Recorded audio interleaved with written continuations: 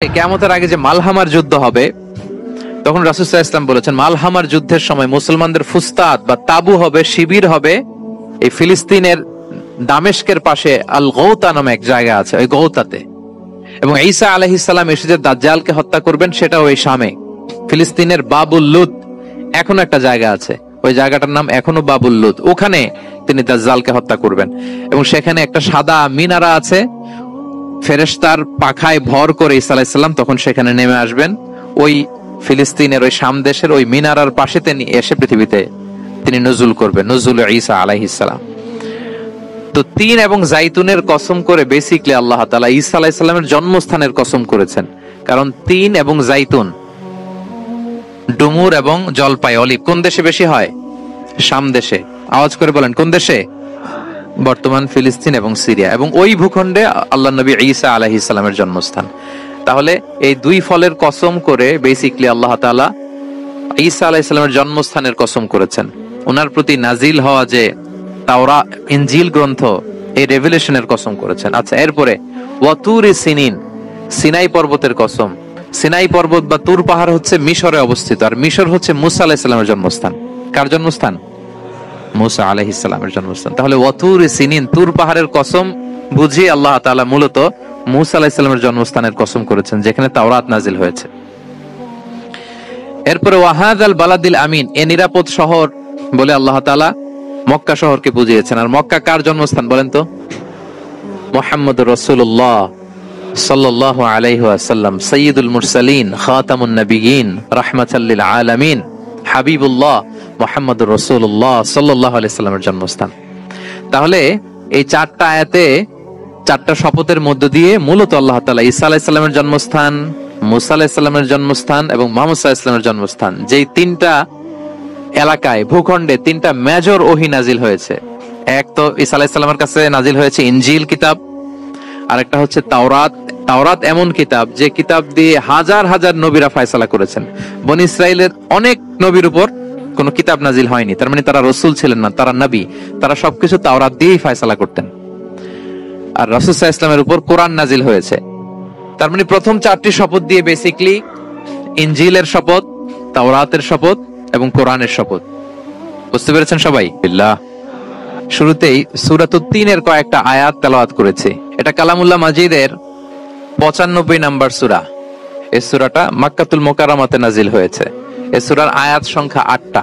এই সূরার শুরুতে আল্লাহ তাআলা 4টা কসম করেছেন, ওয়াত-তিনি ওয়াজ-যাইতুনি ওয়া-তুরি সিনিনা ওয়া হাযাল বালাদিল আমিন। ওয়াত-তিন, তিনের কসম, ওয়াজ-যাইতুন, যাইতুনের কসম, ওয়া-তুরি সিনিন, সিনাই পর্বতের কসম, ওয়া হাযাল বালাদিল আমিন, আর নিরাপদ শহরের কসম।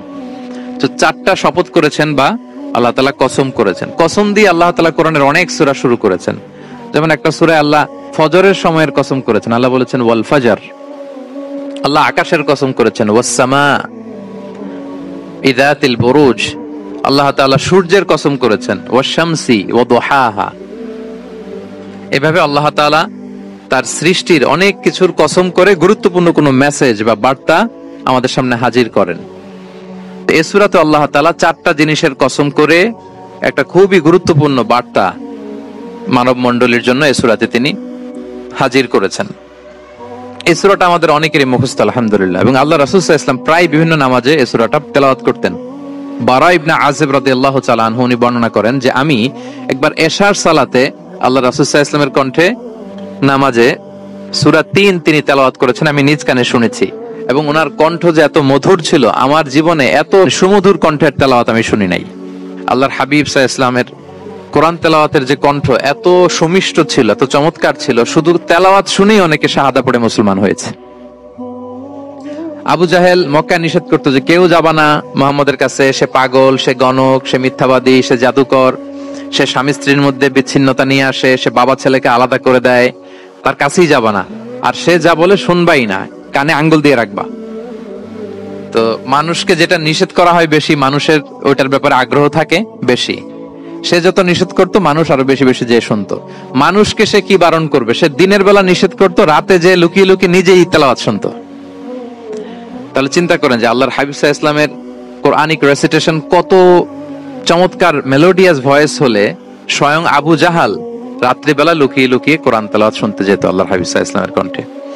তো রাসূল সাল্লাল্লাহু আলাইহি ওয়াসাল্লাম সূরাতুত 3টা এশার সালাতে তিনি তেলাওয়াত করেছেন, এই মর্মে হাদিসে পাওয়া যায়। এবং এই সূরাটা একটা ফলের নামে সূরা। 3 একটা ফল, আরব বিশ্বে খুব বেশি হয়। 3 ফল, আমরা বাংলাদেশে ডুমুর বলি, ইংরেজিতে ফিগ বলে, ফিগ ট্রি। তো ফলের নামে বেসিক্যালি আল্লাহ তাআলা এই সূরাটাকে, এই চ্যাপ্টারটাকে ডেডিকেট করেছেন।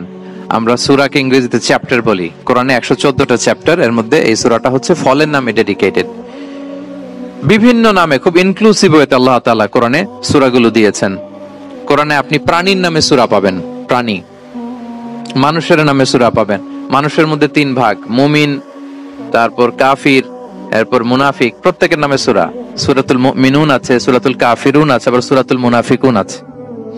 আমাদের দৃশ্য জগতের সবচেয়ে বড় প্রাণীটা হচ্ছে হাতি, তাই না? এই হাতির নামে একটা সূরা আছে। বলেন তো ওই সূরার নাম কি? সূরা ফিল। তারপর আমরা যে দেখি আমাদের দৃশ্য জগতের সবচেয়ে ছোট প্রাণী হচ্ছে পিঁপড়া। পিঁপড়ার নামে একটা সূরা আছে, সূরা আন-নামল। আন-নামল মানে পিঁপড়ার সূরা। মাকড়সার নামে সূরা আছে, সূরাতুল আনকাবুত।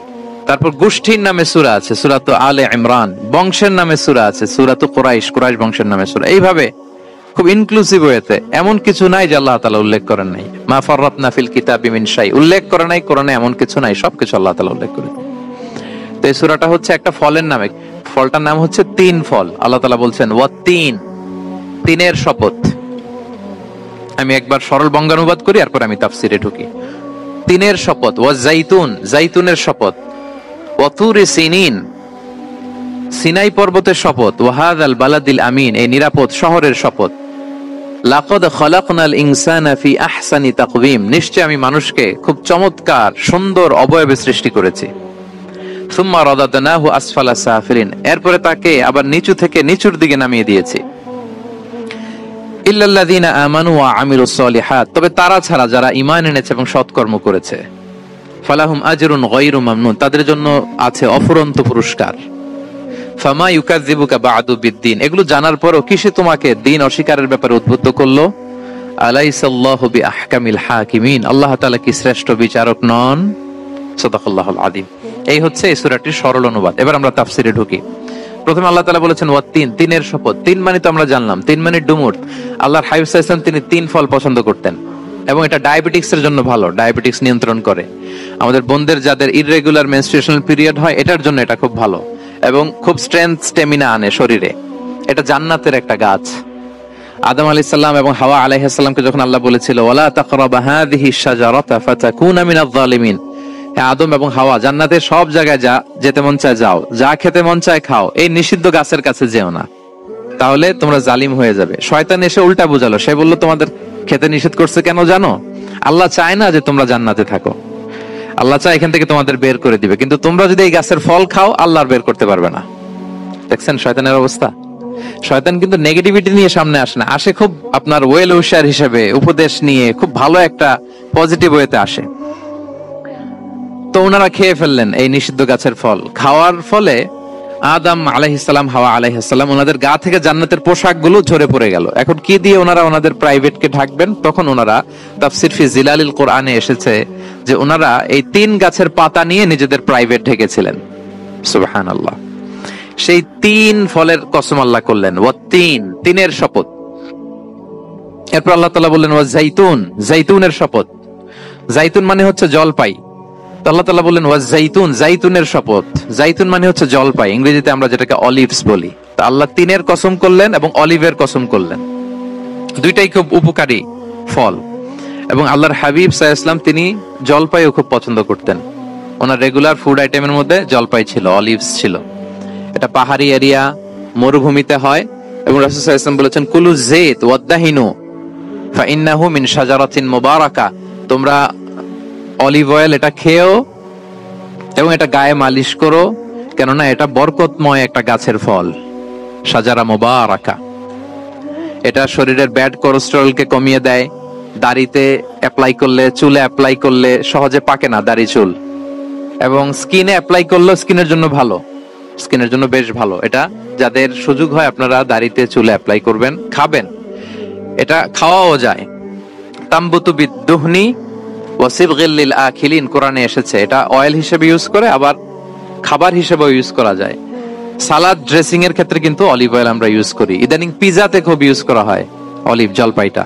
তো এটা আপনারা খেতে পারেন, এটা খুবই সুস্বাদু। এবং জলপাই গাছের মানে জাইতুন গাছের ডালের মেসওয়াক খুব ভালো হয়। আল্লাহর হাবিব সাল্লাল্লাহু আলাইহি ওয়াসাল্লাম জাইতুনের ডাল দিয়ে মেসওয়াক করতেন। তিনি বলতেন নি'মাস সিওয়াকিয়া জাইতুন, সবচেয়ে শ্রেষ্ঠ মেসওয়াক হচ্ছে জাইতুনের, মিনাশ শাজারাতিল মুবারাকা, কারণ এটা বরকতময় গাছের ডালা।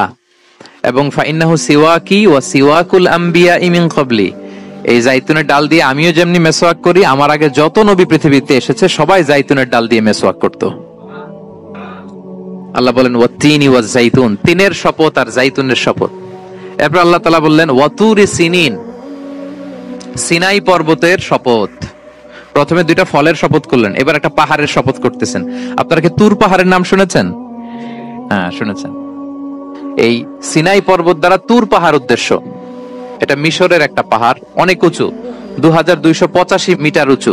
ওইটার নিচে আছে মুকাদ্দাসে তুয়া, যেখানে মুসা আলাইহিস সালামকে আল্লাহ তাআলা জুতা খুলতে বলেছিলেন, ফাখলানা আলাইকা ইন্নাকা বিল ওয়াদিল মুকাদ্দাসে তুয়া, হে মুসা তুমি পবিত্র উপত্যকায় এসেছো, জুতা খুলো। তো ওখানে সব ধর্মের লোকেরা যায়, সব ধর্মের লোকদের জন্য তীর্থস্থান, মুসলিম, জুইশ, খ্রিস্টান সবাই যায়। এটা সিনাই একটা এলাকা আছে মিশরের, north south Sinai, north Sinai, এটা সাউথ সিনাইতে অবস্থিত। তো নিচে একটা খ্রিস্টানদের প্রাচীন গির্জা আছে, সেন্ট ক্যাথেরিনা গির্জা। সেখান থেকে চলতে চলতে আপনাকে উপরে যেতে হবে, ফজরের পরে আবার চলে আসতে হবে, তা না হলে দুপুর বেলায় 10টা-11টার দিকে এমন সূর্যের প্রখর তাপ ওই পাথরের মধ্যে লাগে, ওখানে আর থাকা যায় না। একেবারে তুর পাহাড়ের উপরে সেখানে খ্রিস্টানদের জন্য ছোট্ট একটা সিনাগোগ আছে, তারা প্রার্থনা করে। খ্রিস্টানদের একটা চার্চ আছে, মুসলিমদের জন্য ছোট্ট একটা মুসল্লা আছে সূরাওয়ের মতো। আল্লাহ ওই সিনাই উপত্যকার কসম করেছেন, ওয়াতুরি সিনিন, সিনাই উপত্যকার কসম। এখানে আল্লাহ তাআলা মুসা আলাইহিস সালামকে তাওরাত দিয়েছিলেন, মেজর একটা আসমানি কিতাব দিয়েছিলেন, এবং সরাসরি মুসা আলাইহিস সালাম এই পাহাড়ের চূড়ায় বসে আল্লাহ তাআলার সাথে কথা বলতেন। ওয়া কাল্লামাল্লাহু মুসা তাকলিমা, উনি সরাসরি কথা বলতেন, এটা ওনার একটা স্পেশাল বৈশিষ্ট্য ছিল, ক্যারেক্টারিস্টিক্স। এবং আল্লাহ তাআলা নূরের তাজাল্লি দিয়ে এই পাহাড়কে একবার জ্বালিয়ে দিয়েছিলেন। আজও এই পাহাড়ের রংটা অনেকটা একটু লালচে, একটু কালোচে, একটু রেডিশ কালারের। এবং মুসা আলাইহিস সালাম এই নূরের তাজাল্লির ঝলকে তিনি বেহুশ হয়ে গিয়েছিলেন এই পাহাড়ের উপরে। ইয়াজুজ মাজুজ যখন কিয়ামতের আগে আগমন করবে, তখন মুসলমানদের সেন্টার হবে। ঈসা আলাইহিস সালাম মুসলমানদেরকে নিয়ে ওইখানে অবস্থান করবেন, এই তুর পাহাড়ের ওখানে। এবং আল্লাহর হাবিব সাল্লাল্লাহু আলাইহি ওয়াসাল্লামের মেরাজের রাতে ইসরার সময় একটা স্টেশন ছিল এই তুর পাহাড়। জিবরাইল আলাইহিস সালাম এই তুর পাহাড়ে আল্লাহর হাবিব সাল্লাল্লাহু আলাইহি ওয়াসাল্লামকে নামিয়ে বলেছিলেন যে এটা জাবাল মুসা, আপনার ভাই মুসার পাহাড়, আপনি এখানে 2 রাকাত নামাজ পড়েন, দোয়া করেন। আল্লাহর হাবিব সাল্লাল্লাহু আলাইহি ওয়াসাল্লাম এই তুর পাহাড়ে 2 রাকাত সালাত আদায় করেছিলেন এবং দোয়া করেছিলেন। আল্লাহ এই তুর পাহাড়ের কসম কাটলেন, ওয়াতুরি সিনিন, সিনাই পর্বতের কসম, যেখানে তাওরাত কিতাব নাজিল হয়েছিল। এরপর আল্লাহ তাআলা বললেন ওয়াহাদাল বালাদিল আমিন, আর এই নিরাপদ শহরের শপথ। এই শহর দ্বারা মক্কা শহর উদ্দেশ্য, কারণ রাসূল সাল্লাল্লাহু আলাইহি ওয়াসাল্লাম তখন মক্কায় ছিলেন, মক্কা নগরী। এই শহরের পূর্ব নাম ছিল বাক্কা। মক্কা নগরীকে বলা হয় উম্মুল কুরা, সব শহরের মা, সব শহরের সেন্টার, পৃথিবীর নাভিস্থল। এবং আল্লাহ তাআলা বলেছেন মান দাখালাহু কানা আমিনা, এখানে যে প্রবেশ করবে সে নিরাপদ। হেরেমের মধ্যে কিন্তু কাউকে আক্রমণ করা যায় না, কোনো খুনিও যদি ঢুকে যায় অ্যাটাক করা যাবে না। তো জাহেলি যুগে এমনটা ঘটতো, কারোর সাথে কারো শত্রুতা হলে, ধরেন যে একজন তার বাবাকে হত্যা করেছে, তো সে তাকে পেয়েছে, ওই লোক বাঁচার জন্য দৌড়াতে দৌড়াতে হেরেমের ভিতরে ঢুকে যেত, কারণ সে জানে যে হেরেমে ঢুকলে সে আমাকে মারবে না। তো পরে সে যখন হেরেম থেকে বেরোতো, আবার তার সাথে যুদ্ধ শুরু হতো। এবং এই শহরের এত মর্যাদার কারণ হচ্ছে সাইয়েদনা ইব্রাহিম আলাইহিস সালাম তিনি আল্লাহর কাছে দোয়া করেছিলেন যে রব্বি জাআল হাযা বালাদান আমিনা, হে আল্লাহ আপনি এই শহরকে নিরাপদ করেন, ওয়ারযুক আহলাহু মিনাস সামারাত, আর এই শহরের অধিবাসীদেরকে আপনি ফলমূল দিয়ে রিজিকের ব্যবস্থা করেন। এখনো দেখবেন যে সারা পৃথিবীতে যেই ফল নাই, মক্কাতে ওই ফল আছে। সারা পৃথিবী থেকে ফল ওখানে যায়। এবং মক্কার নেইবরিং সিটি তায়েফ, সেখানে অনেক ফল উৎপাদিত হয়, এখানে আসে। নিরাপদ শহর, বালাদান আমিনা। এবং আল্লাহর হাবিব সাল্লাল্লাহু আলাইহি ওয়াসাল্লাম বলেছেন যে এই মক্কা শহর আমার সবচাইতে প্রিয় শহর। বাধ্য হয়ে তিনি যখন হিজরত করলেন মদিনায়, সেদিন বারবার তিনি মক্কার দিকে পেছনে ফিরে ফিরে তাকান, আর কেঁদে কেঁদে তিনি বলতেছিলেন যে মাক্কাতু আহাব্বুল বিলাদ ইলাইয়া, মক্কা আমার কাছে সবচেয়ে প্রিয় নগরী। লাউলা উখরিজতু লামা খারাজতু, আমাকে যদি জোর করে বের করে দেয়া না হতো, আমি কোনোদিন মক্কা ছেড়ে অন্য কোথাও যেতাম না। আল্লাহর হাবিব সাল্লাল্লাহু আলাইহি ওয়াসাল্লামের সবচেয়ে প্রিয় শহর ছিল মক্কা, এবং এটা আল্লাহর হাবিব সাল্লাল্লাহু আলাইহি ওয়াসাল্লামের জন্মস্থান, মাকান মাউলিদির রাসূল। রাসূল সাল্লাল্লাহু আলাইহি ওয়াসাল্লামের বিলাদাত হয়েছে এই শহরে। এবং এই শহরকে আল্লাহ বলেছেন মাসাবাতান লিন্নাসি ওয়া আমনা, মানুষের মিলনস্থল, কেন্দ্রস্থল। সারা পৃথিবী থেকে মানুষ ওখানে যায়। আপনি যে রমাদানে যদি মক্কায় যান, আল্লাহু আকবার, লক্ষ লক্ষ উমরা পালনকারী সেখানে, ইউরোপ থেকে, আফ্রিকা থেকে, অস্ট্রেলিয়া থেকে, এশিয়া থেকে, সারা পৃথিবীর মানুষের মিলনস্থল। ওখানে গেলে আপনি দেখবেন মাসাবাতান লিন্নাসি ওয়া আমনা, নিরাপদ জায়গা এবং মানুষের মিলনস্থল। এটা এখানে এমন মসজিদ আল্লাহ রেখেছেন কাবা ঘরের চারদিকে, এটাকে বলা হয় মসজিদুল হারাম, যে মসজিদে 1 রাকাত সালাত পড়লে 1 লক্ষ রাকাতের সওয়াব হয়। আল্লাহর ঘরকে কেন্দ্র করে তাওয়াফের নির্দেশ দেওয়া হয়েছে, ওয়ালিয়াত তাওয়াফু বিল বাইতিল আতিক। পৃথিবীর কোনো ঘরকে তাওয়াফ করা যায় না, কোনো ঘরকে, এই একটা মাত্র ঘর যেটাকে এর চারদিকে এরকম তাওয়াফ করা যায়। তাহলে এই পবিত্র ঘর, পবিত্র মসজিদ যেই শহরে অবস্থিত, সেই শহরের কসম আল্লাহ করেছেন। আল্লাহ বললেন ওয়াহাদাল বালাদিল আমিন, এই নিরাপদ শহরের কসম, মানে মক্কা শহরের কসম। আমরা আপাত দৃষ্টিতে আমাদের কাছে মনে হচ্ছে দুইটা ফলের কসম, একটা পাহাড়ের কসম, একটা নগরীর কসম। আসলে বেসিকলি আল্লাহ তাআলা এই 4টা শপথ দিয়ে 3 নবীর জন্মস্থান, 3 নবীর নবুয়তের কসম করেছেন। কিভাবে সেটা আমি মিলিয়ে দেই। এই যে প্রথমে যে আল্লাহ বলেছেন ওয়াত্তিনি ওয়া জাইতুন, 3 এবং জাইতুনের কসম। পৃথিবীতে সবচেয়ে বেশি 3 এবং জাইতুন কোথায় উৎপন্ন হয় জানেন? ফিলিস্তিনে। কোথায়? শাম দেশে, যেটা হাদিসের পরিভাষায় বলা হয় শাম, বর্তমান ফিলিস্তিন এবং সিরিয়া মিলে। 3 জাইতুন দিয়ে বেসিকলি আল্লাহ তাআলা ফিলিস্তিনের শপথ করেছেন, শাম দেশের শপথ, যেখানকার বেথলহামে ঈসা আলাইহিস সালাম, জেসাস ক্রাইস্ট, তিনি জন্মগ্রহণ করেছেন, ঈসা আলাইহিস সালামের জন্মস্থান। তাহলে 3 জাইতুনের শপথের মাধ্যমে মূলত আল্লাহ তাআলা ঈসা আলাইহিস সালামের জন্মস্থানের শপথ করেছেন, কারণ সেখান থেকে ওহী বিচ্ছরিত হয়েছে, ওনার কাছে ইনজিল নাজিল হয়েছিল। এবং এই শামের মর্যাদার ব্যাপারে অনেক কথা আল্লাহর হাবিব সাল্লাল্লাহু আলাইহি ওয়াসাল্লাম তিনি বলেছেন। আল্লাহ রাসূল সাল্লাল্লাহু আলাইহি ওয়াসাল্লাম যখন মেরাজে যান, তখন মক্কা থেকে এই শাম দেশে ফিলিস্তিনের বাইতুল মাকদাসে রাসূল সাল্লাল্লাহু আলাইহি ওয়াসাল্লামকে নিয়ে যাওয়া হয়েছিল। এবং রাসূল সাল্লাল্লাহু আলাইহি ওয়াসাল্লাম প্রায় বলতেন তুবা আলি শাম, শামের জন্য বরকত, কেননা ফেরেশতারা তাদের রহমতের পাখা শাম দেশের উপর বিছিয়ে রেখেছে। এবং তিনি বলতেন ফিতনার সময় আলাইকুম বিশাম, তোমরা শামে যেও, শামে থেকো। এবং তিনি দোয়া করেছেন আল্লাহুম্মা বারিক লানা ফি শামিনা, আল্লাহ তুমি আমার শামে, শাম অঞ্চলে আল্লাহ তুমি বরকত দিও। এবং হাদিসে এসেছে এই শামই হচ্ছে আরদুল মাহশার, এখানেই হাসর হবে। শাম অঞ্চলকে বিস্তীর্ণ করে এখানেই ময়দানুল মাহশার আল্লাহ তাআলা কায়েম করবেন, হাসরের ময়দান এখানেই হবে। এবং সেখানেই হচ্ছে সানিউল কিবলাতাইন, আমাদের আগের কিবলা কিন্তু বাইতুল মাকদাসের দিকে ছিল, যেটা শামে অবস্থিত, ফিলিস্তিনে বাইতুল মুকাদ্দাস, যেই মসজিদে নামাজ পড়লে 1 রাকাতে 500 রাকাতের সওয়াব। 3টা মসজিদে সালাত পড়লে স্পেশাল ভার্চুর কথা আছে, এর বাইরে আর অন্য মসজিদের বিশেষ কোনো ফজিলত নাই, বাকি সব মসজিদ সমান। এক হচ্ছে মসজিদুল হারাম, 1 রাকাতে 1 লক্ষ রাকাত। 2 নম্বর মসজিদে নববী, 1 রাকাতে 1000 রাকাতের সওয়াব, আর একটা দুর্বল বর্ণনায় 50,000 রাকাতের সওয়াব। 3 নম্বরে এই মসজিদুল আকসা, 1 রাকাতে 500 রাকাতের সওয়াব। 3 মসজিদে যেন আমরা যে সালাত আদায় করতে পারি, আল্লাহ তুমি তৌফিক দান করো। 2 মসজিদে তো একেবারেই সহজ যাওয়া, মক্কা মদিনাতে। বাইতুল মাকদাসে যেন আমরা যেতে পারি, আল্লাহ তুমি সেই পরিস্থিতি আমাদের জন্য তৈরি করে দাও। তাই বাইতুল মাকদাসের দিকে রাসূল সাল্লাল্লাহু আলাইহি ওয়াসাল্লাম টানা 14 বছর নামাজ পড়েছেন। 14 বছর। প্রথম 13 বছর কোনো সমস্যা হয়নি মক্কায়, কারণ তখন কিবলা বাইতুল মুকাদ্দাস থাকলেও রাসূল সাল্লাল্লাহু আলাইহি ওয়াসাল্লাম সামনে রাখতেন কাবাকে। কিবলা বাইতুল মুকাদ্দাস, কিন্তু তিনি তো মক্কায় ছিলেন নবুয়তের প্রথম 13 বছর, সামনে কাবাকে রাখতেন, তারপরে টু দ্য ডাইরেকশন অফ বাইতুল মাকদাস। কিন্তু যখন মদিনায় গেলেন তখন তো আর কাবা নাই, তখন রাসূল সাল্লাল্লাহু আলাইহি ওয়াসাল্লাম কাবাকে মিস করতে আরম্ভ করলেন। আর প্রায় আল্লাহর কাছে কামনা করতেন, আমার বংশের গোড়া ইব্রাহিম আলাইহিস সালামের রুট যেখানে, আমার জন্মস্থান, সেই কাবার দিকে যদি আবার কিবলাটা ফিরিয়ে দেয়া হতো। কদ নারা তাকাল্লুবা ওয়াজহিকা ফিস সামা ফালানুওয়াল্লিয়ান্নাকা কিবলাতান তারদাহা। আল্লাহ আয়াত নাযিল করলেন, নবী আপনি আকাশের দিকে তাকিয়ে কি ভাবেন আমি বুঝি, আপনি চান কিবলা যেন আমি মক্কার দিকে ঘুরিয়ে দেই। আল্লাহ তাআলা ঘুরিয়ে দিলেন। আল্লাহ বলেন ফাওয়াল্লি ওয়াজহাকা শাতরাল মসজিদিল হারাম, এখন থেকে মসজিদুল হারামের দিকে আপনি টু দ্য ডাইরেকশন অফ কিবলা নামাজ পড়বেন। কিবলা চেঞ্জ হয়ে গেল। তো মদিনায় যে 16-17 মাস, আর মক্কায় 13 বছর, মোট 14 বছর আল্লাহর হাবিব সাল্লাল্লাহু আলাইহি ওয়াসাল্লাম এই মসজিদুল আকসার দিকেই হয়ে তিনি নামাজ পড়েছেন। এটা আমাদের আগের কিবলা ছিল।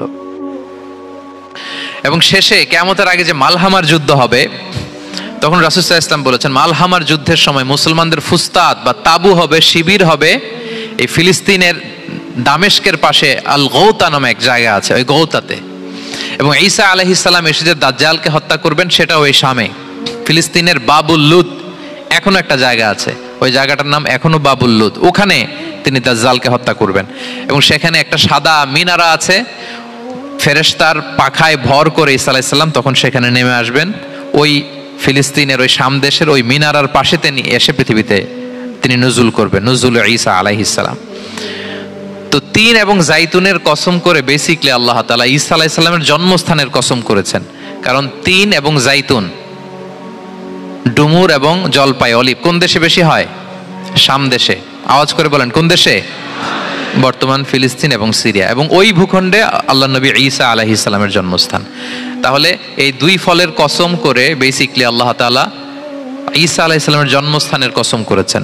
ওনার প্রতি নাজিল হওয়া যে তাওরাত ইনজিল গ্রন্থ, এই রেভেলেশনের কসম করেছেন। আচ্ছা, এরপরে ওয়াতুরি সিনিন, সিনাই পর্বতের কসম। সিনাই পর্বত বা তুর পাহাড় হচ্ছে মিশরে অবস্থিত, আর মিশর হচ্ছে মুসা আলাইহিস সালামের জন্মস্থান। কার জন্মস্থান? মুসা আলাইহিস সালামের জন্মস্থান। তাহলে ওয়াতুরি সিনিন, তুর পাহাড়ের কসম বুঝিয়ে আল্লাহ তাআলা মূলত মুসা আলাইহিস সালামের জন্মস্থানের কসম করেছেন, যেখানে তাওরাত নাজিল হয়েছে। এরপরে ওয়াহাদাল বালাদিল আমিন, এ নিরাপদ শহর বলে আল্লাহ তাআলা মক্কা শহরকে বুঝিয়েছেন। আর মক্কা কার জন্মস্থান বলেন তো? মুহাম্মদুর রাসূলুল্লাহ সাল্লাল্লাহু আলাইহি ওয়াসাল্লাম, সাইয়্যিদুল মুরসালিন, খাতামুন নবিয়্যিন, রাহমাতাল লিল আলামিন, হাবিবুল্লাহ মুহাম্মদুর রাসূলুল্লাহ সাল্লাল্লাহু আলাইহি ওয়াসাল্লামের জন্মস্থান। তাহলে এই চারটা আয়াতে, চারটা শপথের মধ্য দিয়ে মূলত আল্লাহ তাআলা ঈসা আলাইহিস সালামের জন্মস্থান, মুসা আলাইহিস সালামের জন্মস্থান এবং মুহাম্মদ সাল্লাল্লাহু আলাইহি ওয়াসাল্লামের জন্মস্থান, যেই তিনটা এলাকায়, ভূখণ্ডে তিনটা মেজর ওহী নাজিল হয়েছে। এক তো ঈসা আলাইহিস সালামের কাছে নাজিল হয়েছে ইনজিল কিতাব, আরেকটা হচ্ছে তাওরাত। তাওরাত এমন কিতাব যে কিতাব দিয়ে হাজার হাজার নবীরা ফয়সালা করেছেন। বনি ইসরাইলের অনেক নবীর উপর কোনো কিতাব নাজিল হয়নি, তার মানে তারা রসুল ছিলেন না, তারা নবী। তারা সবকিছু তাওরাত দিয়েই ফয়সালা করতেন। আর রাসূল সাল্লাল্লাহু আলাইহি ওয়াসাল্লামের উপর কোরআন নাজিল হয়েছে। তার মানে প্রথম চারটি শপথ দিয়ে বেসিকলি ইনজিলের শপথ, তাওরাতের শপথ এবং কোরআনের শপথ। বুঝতে পেরেছেন সবাই? আল্লাহ ওহির শপথ করেছেন। দেখেন, ফল, পাহাড়, নগরী মাড়িয়ে সারা পৃথিবী ঘুরিয়ে আপনাদেরকে শেষ পর্যন্ত ইনজিল, তাওরাত এবং কোরআনে নিয়ে আসছেন আমার সাথে আসছেন। হ্যাঁ, এই রেভেলেশনের শপথ আল্লাহ করেছেন। তাহলে ওয়াত্তিনি ওয়াজাইতুনি ওয়াতুরি সিনিনা ওয়া হাযাল বালাদিল আমিন, এই চার আয়াতে চারটা শপথের মধ্য দিয়ে মূলত আল্লাহ তাআলা আসমান থেকে নাজিল হওয়া যে ওহী, এই ওহীর শপথ অথবা ওহী যেই ভূখণ্ডে নাজিল হয়েছে সেই ভূখণ্ডগুলোর শপথ করে আল্লাহ একটা গুরুত্বপূর্ণ কথা বলবেন। সেটা কি? আল্লাহ তাআলা বললেন, লাকাদ খালাকনাল ইনসানা ফি আহসানি তাকওয়িম, আর আমি মানুষকে অত্যন্ত চমৎকার অবয়বে সৃষ্টি করেছি, চমৎকার গঠনে, চমৎকার স্ট্রাকচারের ডিজাইনে সৃষ্টি করেছি। মানুষের দৈহিক অবকাঠামো গঠন এটা যেমনি চমৎকার, মানুষের ইন্টেলেকচুয়াল কাঠামো এটা চমৎকার, মানুষের আচরণগত যে বিহেভিয়ারাল ট্রেটস, ক্যারেক্টারিস্টিক্স এটাও চমৎকার। প্রত্যেক দিক থেকে আল্লাহ তাআলা নান্দনিক ভাবে মানুষকে তিনি তৈরি করেছেন। আমরা যদি দেহের কথা বলি, হিউম্যান অ্যানাটমি নিয়ে যাদের ধারণা আছে, আপনি শুনলে অবাক হবেন এত জটিল ভাবে আমাদের দেহটা ফাংশন করে। ঠিক যেই মুহূর্তে আমি কথা বলতেছি আমার ব্রেইন সচল, আমার নার্ভ সিস্টেম সচল, হেয়ারিং সিস্টেম, স্মেলিং সিস্টেম, আমার এই যে হার্ট সচল, সিস্টোলিক ডায়াস্টোলিক অলিন্দ নিলয় হচ্ছে, আমার লাং কাজ করতেছে, কিডনি ইজ ওয়ার্কিং পারফেক্টলি, সব কিছু কাজ করতেছে। এত সূক্ষ্মভাবে আমাদের দেহটা কাজ করে, এটাকে ইংরেজিতে বলে মরফোলজি, আকৃতি সংক্রান্ত যে বিদ্যা, এটা নিয়ে যদি আপনি দেখেন যে মানুষের হাত কিভাবে কাজ করে, মানুষের পা কিভাবে কাজ করে, মানুষের হিউম্যান ব্রেইন কিভাবে কাজ করে, আপনি অবাক হবেন। এবং আল্লাহর যে সেট আপ, লাকাদ খালাকনাল ইনসানা ফি আহসানি তাকওয়িম, নিশ্চয় আমি মানব জাতিকে চমৎকার অবয়বে তৈরি করেছি। আপনি যদি অবয়বটা দেখেন, আমাদের স্ট্রাকচার এর চেয়ে সুন্দর করে আর তৈরি করা যেত না, এর চেয়ে সুন্দর আর হতে পারে না। যেখানে যা দেয়ার, মাথার চুল থেকে পায়ের নখ পর্যন্ত, আপনি একটা ডিজাইনে, স্ট্রাকচারে, সেটআপে আপনি ভুল ধরতে পারবেন না। যেখানে যেটা দরকার, আপনি একটু খেয়াল করে দেখেন যে এই যে আমাদের চোখ, চিকিৎসা বিজ্ঞান বলতেছে যে মানুষ 10 মিলিয়নেরও বেশি রং শনাক্ত করতে পারে। Human eyes can identify more than 10 million colours. 10 মিলিয়নেরও বেশি রং আমরা আমাদের চোখ দিয়ে শনাক্ত করতে পারি। সুবহানাল্লাহ, সুবহানাল্লাহ বিহামদি। আচ্ছা, চোখের সেটআপটা একটু যদি খেয়াল করেন, দেখেন আমার এই চোখ এখানে না থেকে এটা যদি জাস্ট 2 ইঞ্চি উপরে এখানে হইতো, এইটা যদি কপালে যদি আমাদের চোখ হইতো, কি অবস্থা হইতো বলেন তো? সিজদা দিতে পারতেন আল্লাহকে? বলেন, দিতে পারতেন? আচ্ছা, আমরা কিছু খাওয়ার সময় আমরা কি করি? ওইটা ভালো আছে কিনা, পচে গেল কিনা, স্মেলটা আগে দেখি, তারপরে খাই। দেখেন কত চমৎকার সেটআপ। একটু খেয়াল করেন, এই নাকের সেটআপ যদি এইখানে না থাকে, আমাদের নাক যদি পেছনে থাকতো, খাওয়ার সময় খাবারটা বাসি কিনা, ভালো আছে কিনা কি করতেন? লাকাদ খালাকনাল ইনসানা ফি আহসানি তাকওয়িম। আচ্ছা দেখেন, এই যে আমরা কান দিয়ে শুনি, এই যে কান পেঁচানো, মনে করেন না যে এমনি এমনি পেঁচানো, এই পেঁচানো, এটাই পথ না থাকলে আমরা শুনতেই পেতাম না। এটা এমন ভাবে সেটআপ করা, এটা এই ইথারে ভাষা তরঙ্গকে এয়ার ড্রামের ভেতরে সুন্দরভাবে ইনপুট করে, নাহলে আমরা শুনতে পেতাম না। তাহলে কান কেটে ফেলে দিলে আপনি শুনতে পারবেন না। এটা এইভাবেই যেতে হবে, সুরঙ্গটা এইভাবে তৈরি হইতে হবে। আচ্ছা দেখেন, আপনার কান, এই কান যদি এইখানে না থেকে আপনার ডান বগলের নিচে হইতো, বাম কান যদি বাম বগলের নিচে হইতো, তাহলে কি হইতো বলেন? আজকে আমার ওয়াজ কিভাবে শুনতেন বলেন দেখি, কিভাবে শুনতেন? বুদ্ধি আছে বলে যে হুজুর এইভাবে শুনতাম। সুবহানাল্লাহ, সুবহানাল্লাহ। লাকাদ খালাকনাল ইনসানা ফি আহসানি তাকওয়িম। আমি মানুষকে সবচেয়ে সুন্দর সর্বোত্তম গঠনে তৈরি করেছি। দেখেন, কান দুটো এখানে থাকলে কথা শুনতে হইলে হাত উঁচু করে রাখা লাগতো। আল্লাহ, আপনি একটা একটা অঙ্গ দেখেন, ঠিক যেখানে যেটা যেভাবে সেট করা দরকার, আল্লাহ তাআলা দয়া করে অনুগ্রহ করে ঠিক সেভাবে তিনি সেট করেছেন। আমাদের চেহারার মধ্যে দেখেন এক একজনের এক এক রং। ওয়াখতিলাফু আলসিনাতিকুম ওয়া আলওয়ানিকুম ইন্না ফি যালিকা লাআয়াতুন লিল আলিমিন। আল্লাহ বলেন, তোমাদের ভাষার ভিন্নতা দিয়েছি, তোমাদের গায়ের রঙের ভিন্নতা, একজনের চেহারার সাথে আরেকজনের মিল নাই, একজনের ফিঙ্গারপ্রিন্টের সাথে। আয়াহসাবুল ইনসানু আল্লান নাজমাআ ইযামা বালা কাদিরিনা আলা আন নুসাউইয়া বানানা। মানুষ ভেবেছে সে মারা গেলে তাকে আমি তার অস্থি মজ্জা হাড় গোশত চামড়া জোড়া লাগাতে পারবো না। আরে তার আঙ্গুলির অগ্রভাগ পর্যন্ত আমি সুবিন্যস্ত করে আমার কাছে রেখে দিয়েছি। ফিঙ্গারপ্রিন্ট, আমাদের ফিঙ্গারপ্রিন্ট গুলো আল্লাহর কাছে সংরক্ষিত। একজনের ফিঙ্গারপ্রিন্টের সাথে আরেকজনেরটা মিলে না। এই যে আমার 10 আঙ্গুলে 10টা ফিঙ্গারপ্রিন্ট, পায়ের গুলো হচ্ছে ফুটপ্রিন্ট, একটার সাথে আরেকটা মিলে। আমার এটার সাথে এটা মিলবে বলেন? আমার সাথে আপনারটা মিলবে? বর্তমানে পৃথিবীতে কত কোটি মানুষের বসবাস বলেন? এই যত মানুষ পৃথিবীতে আছে, একজনের আঙ্গুলের ছাপের সাথে, এই যে বায়োমেট্রিক্যাল অথেন্টিকেশন যে আমরা করি, একজনের ফিঙ্গারপ্রিন্টের সাথে আরেকজনের ফিঙ্গারপ্রিন্টের মিল নাই। একজনের ফুটপ্রিন্টের সাথে ফুটপ্রিন্ট মিল, ইভেন একজনের আই প্রিন্টের সাথে। আমাকে একজন ওনার হসপিটালে নিয়ে গেল ঢাকায়, তো উনি ওনার দরজা খুলতেছে আই প্রিন্ট দিয়ে, মানে উনি না গেলে খুলে না। উনি আর ওনার খুব কাছের স্টাফ, এটা গুরুত্বপূর্ণ একটা অফিস, তো উনি চোখ দিল, আই প্রিন্ট নিল, এরপরে দরজা খুলে যাচ্ছে। দেখেন, একজনের আই প্রিন্টের সাথে আরেকটা আই প্রিন্ট মেলে না। সুবহানাল্লাহ। প্রিয় ভাইরা, একজনের ফিঙ্গারপ্রিন্টের সাথে আরেকজনের ফিঙ্গারপ্রিন্টের কোনো মিল আছে পৃথিবীতে? ফুটপ্রিন্টের সাথে, আই প্রিন্টের সাথে? কারণ ডিজাইনারটা কে বলেন তো? হুয়াল্লাযী ইউসাউবিরুকুম ফিল আরহামি কাইফা ইয়াশা। মায়ের পেটে থাকতেই আল্লাহ তাআলা এগুলো ডিজাইন করে দিয়েছেন। আমি কেমন হব, আমার বৈশিষ্ট্য কেমন কেমন হবে, এই যে আমি যে আমার বাবা দাদা 14 পুরুষের ডিএনএ বয়ে বেড়াই, এগুলো সব নিয়ে আমার বৈশিষ্ট্য, আমার কণ্ঠস্বর, আমার ক্যারেক্টারিস্টিক্স, আমার ফিচার কেমন হবে, সব তিনি আল্লাহ তাআলা মায়ের পেটে থাকতে ডিজাইন করে দিয়েছেন। সুবহানাল্লাহ। আল্লাহ বলছেন, লাকাদ খালাকনাল ইনসানা ফি আহসানি তাকওয়িম। প্রিয় ভাইরা, কসম করার পরে আল্লাহ যে কথাটা বলেন, এটা অনেক গুরুত্বপূর্ণ, খুবই গুরুত্বপূর্ণ বার্তা। আল্লাহ চারটা কসম করে, তিনটা নবীর জন্মস্থানের শপথ করে তিনি বললেন, লাকাদ খালাকনাল ইনসানা ফি আহসানি তাকওয়িম। নিশ্চয় আমি অত্যন্ত চমৎকার আকৃতিতে মানুষকে তৈরি করেছি। মানুষের গঠন এরকম, মাথা থেকে পা পর্যন্ত। আমি তো দু একটার কথা বললাম, চোখ, নাক, কান। আপনি একটা একটা করে যদি ধরেন, আমাদের হেয়ারিং সিস্টেম কিভাবে কাজ করে, হেয়ারিং নার্ভ কিভাবে কাজ করে, আমাদের সেন্সেশন কিভাবে কাজ করে, আমাদের ব্রেন কিভাবে কাজ করে। আমাদের এক একজনের ব্রেন 1.5 কেজি ওজন, 3 পাউন্ডের মতো একটা সুস্থ মানুষের এভারেজ ব্রেনের ওজন। এই ব্রেনের মেমোরি হচ্ছে 2.5 মিলিয়ন গিগাবাইট। আপনার মোবাইলে স্পেস কত বলেন, মেমোরি কত? হ্যাঁ, 512 জিবি। আর আমার আর আপনার ব্রেনের যে মেমোরি, এই মেমোরি হচ্ছে 2.5 মিলিয়ন গিগাবাইটস। আল্লাহ, এই যে প্রতি মুহূর্তে আমাদের নিউরন কানেক্টিভিটি হচ্ছে, ব্রেনের স্নায়ুগুলোর যত কানেক্টিভিটি হয়, যত আমরা চিন্তা করে ব্রেনকে খাটাই, নতুন নতুন জিনিস আমরা তৈরি করতে পারি। এবং এমন ভাবে আল্লাহ তাআলা সফিস্টিকেটেড ব্রেন আল্লাহ মানুষকে দিয়েছে, মানুষ পারে না এমন কিছু নাই। মানুষ যা কল্পনা করতে পারে, মানুষ তা করে দেখাতে পারে। এজন্য আমাদের কল্পনার জানালাটাকে বড় করতে হবে। আই রিপিট, মানুষ যা কল্পনা করতে পারে, ইমাজিন করতে পারে, সেটা মানুষ করে দেখাতে পারে। ওই ক্যাপাসিটি দিয়ে আল্লাহ তাআলা মানুষকে তৈরি করেছেন। সুবহানাল্লাহ, সুবহানাল্লাহ।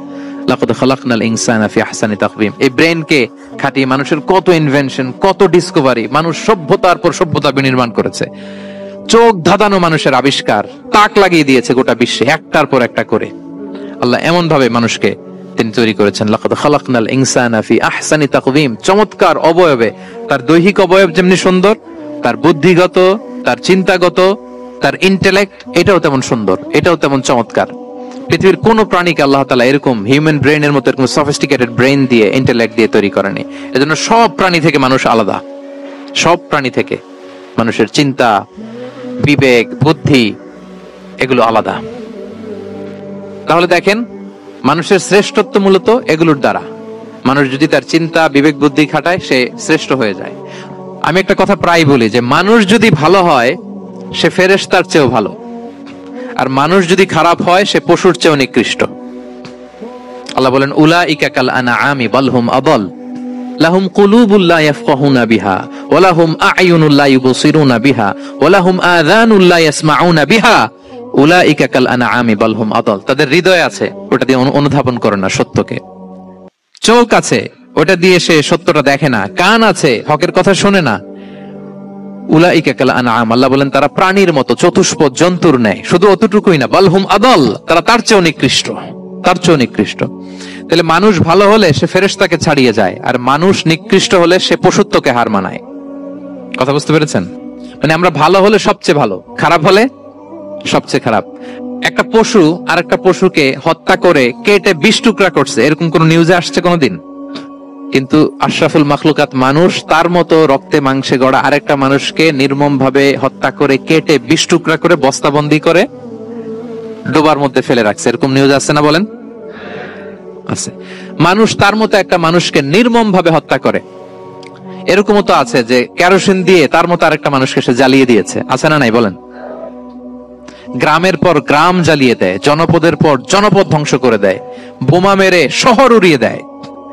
লিটল বয় মেরেছিল আমেরিকান সোলজাররা জাপানের হিরোশিমা শহরের উপর। আমি হিরোশিমা তো গত বছর ভিজিট করে আসলাম, আমি নিজে দেখে এসেছি যে এখানে বোমটা মেরেছে। মুহূর্তের মধ্যে পুরো শহর ভ্যানিশ, এমন রেডিয়েশন। তো যেই আমেরিকান পাইলট বোমা মারতেছে সেও মানুষ, সেও কি? আর যাদেরকে ধ্বংসের জন্য এই লিটল বয় মারলো হিরোশিমাতে আর ফ্যাটম্যান মারলো নাগাসাকিতে, এরাও কি? তাহলে দেখেন মানুষ তার মতো আরেকটা মানুষকে এরকম মেরে টুকরো টুকরো কুচি কুচি করতে সে দ্বিধাবোধ করে না। আল্লাহ, মানুষ গণহত্যা চালায়, জেনোসাইড। এই যে আমাদের বাংলাদেশে তো কিছুদিন আগে হলো গণহত্যা, হেলিকপ্টার থেকে গুলি করে বাচ্চা মেরে ফেলতেছে। কার বাচ্চা, কার কলিজার টুকরা সন্তান, ডোন্ট কেয়ার। জনগণের টাকায়, ট্যাক্সের টাকায় কেনা বুলেট, হেলিকপ্টার দিয়ে জনগণকে, ছাত্রদেরকে হত্যা করা হয়েছে। দেখেন, সেও মানুষ। যারা হত্যা করতেছে, গণহত্যা, জেনোসাইড চালিয়েছে, তারাও মানুষ। তাহলে মানুষ যদি খারাপ হয়, মানুষের চেয়ে খারাপ আর কেউ হয়? আর মানুষ ভালো হলে মানুষের চেয়ে ভালো কেউ হতে পারে? মানুষ এমন জায়গায় যেতে পারে যেখানে ফেরেশতারাও যেতে পারে না। জিবরাইল আলাইহিস সালামের যাওয়ার সীমানা যেখানে শেষ, মুহাম্মদ সাল্লাল্লাহু আলাইহি ওয়াসাল্লামের ঊর্ধ্ব জগতের কাহিনী সেখান থেকে শুরু। আল্লাহু আকবার। তাহলে মানুষ ভালো হলে ফেরেশতাকে ছাড়ায়, মানুষ খারাপ হলে পশুত্বকে হার মানায়। So the decision is yours. রাস্তা দুইটা, আপনি কোন দিকে যাবেন? আপনি কি ডান দিকে জান্নাতের পথে যাবেন নাকি বাঁ দিকে জাহান্নামের পথে যাবেন? সিদ্ধান্ত আপনার। আল্লাহ তাআলা বললেন লাকাদ খালাকনাল ইনসানা ফি আহসানি তাকওয়িম, আমি মানুষকে চমৎকার আকৃতিতে তৈরি করেছি। হাতের মেকানিজম কি, পায়ের মেকানিজম কি, আমার চেয়ে আপনারা ভালো জানেন। এগুলো ঘন্টার পর ঘন্টা আপনি বলতে পারবেন যে কেমন ভাবে আল্লাহ তাআলা তৈরি করেছেন। আল্লাহ বলেন মানুষকে আমি অত্যন্ত চমৎকার আকৃতি দিয়ে তৈরি করেছি।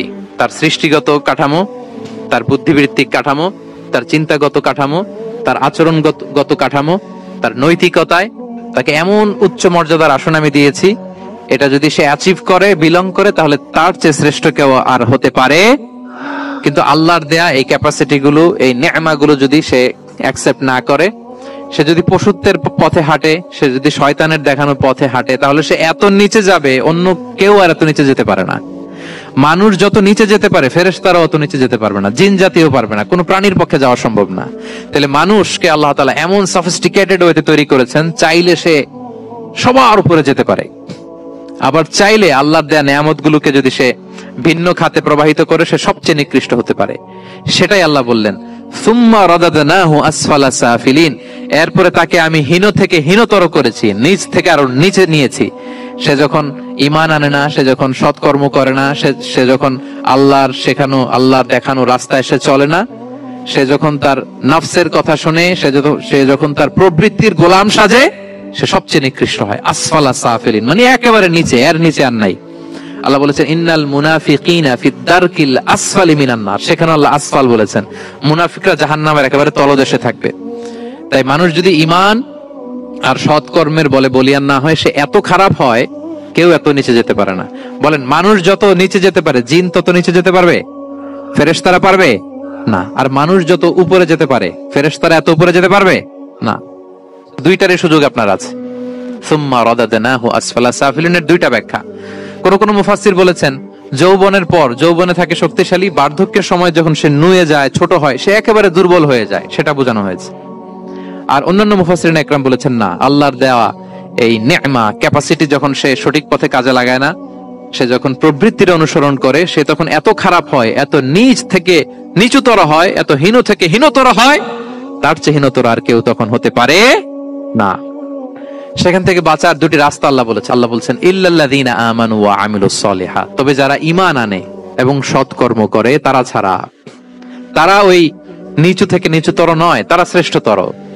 ঈমান এবং সৎকর্ম, ঈমান এবং আমলে সালেহাত। কোরআনের অনেক জায়গায় আপনি আয়াতটা পাবেন, ইন্নাল্লাযীনা আমানু ওয়া আমিলুস সলিহাতি কানাত লাহুম জান্নাতুল ফিরদাউসি নুজুলা, নিশ্চয়ই যারা ঈমান এনেছে, সৎকর্ম করেছে, তাদের জন্য আমি জান্নাতে ফেরদাউস রেখে দিয়েছি।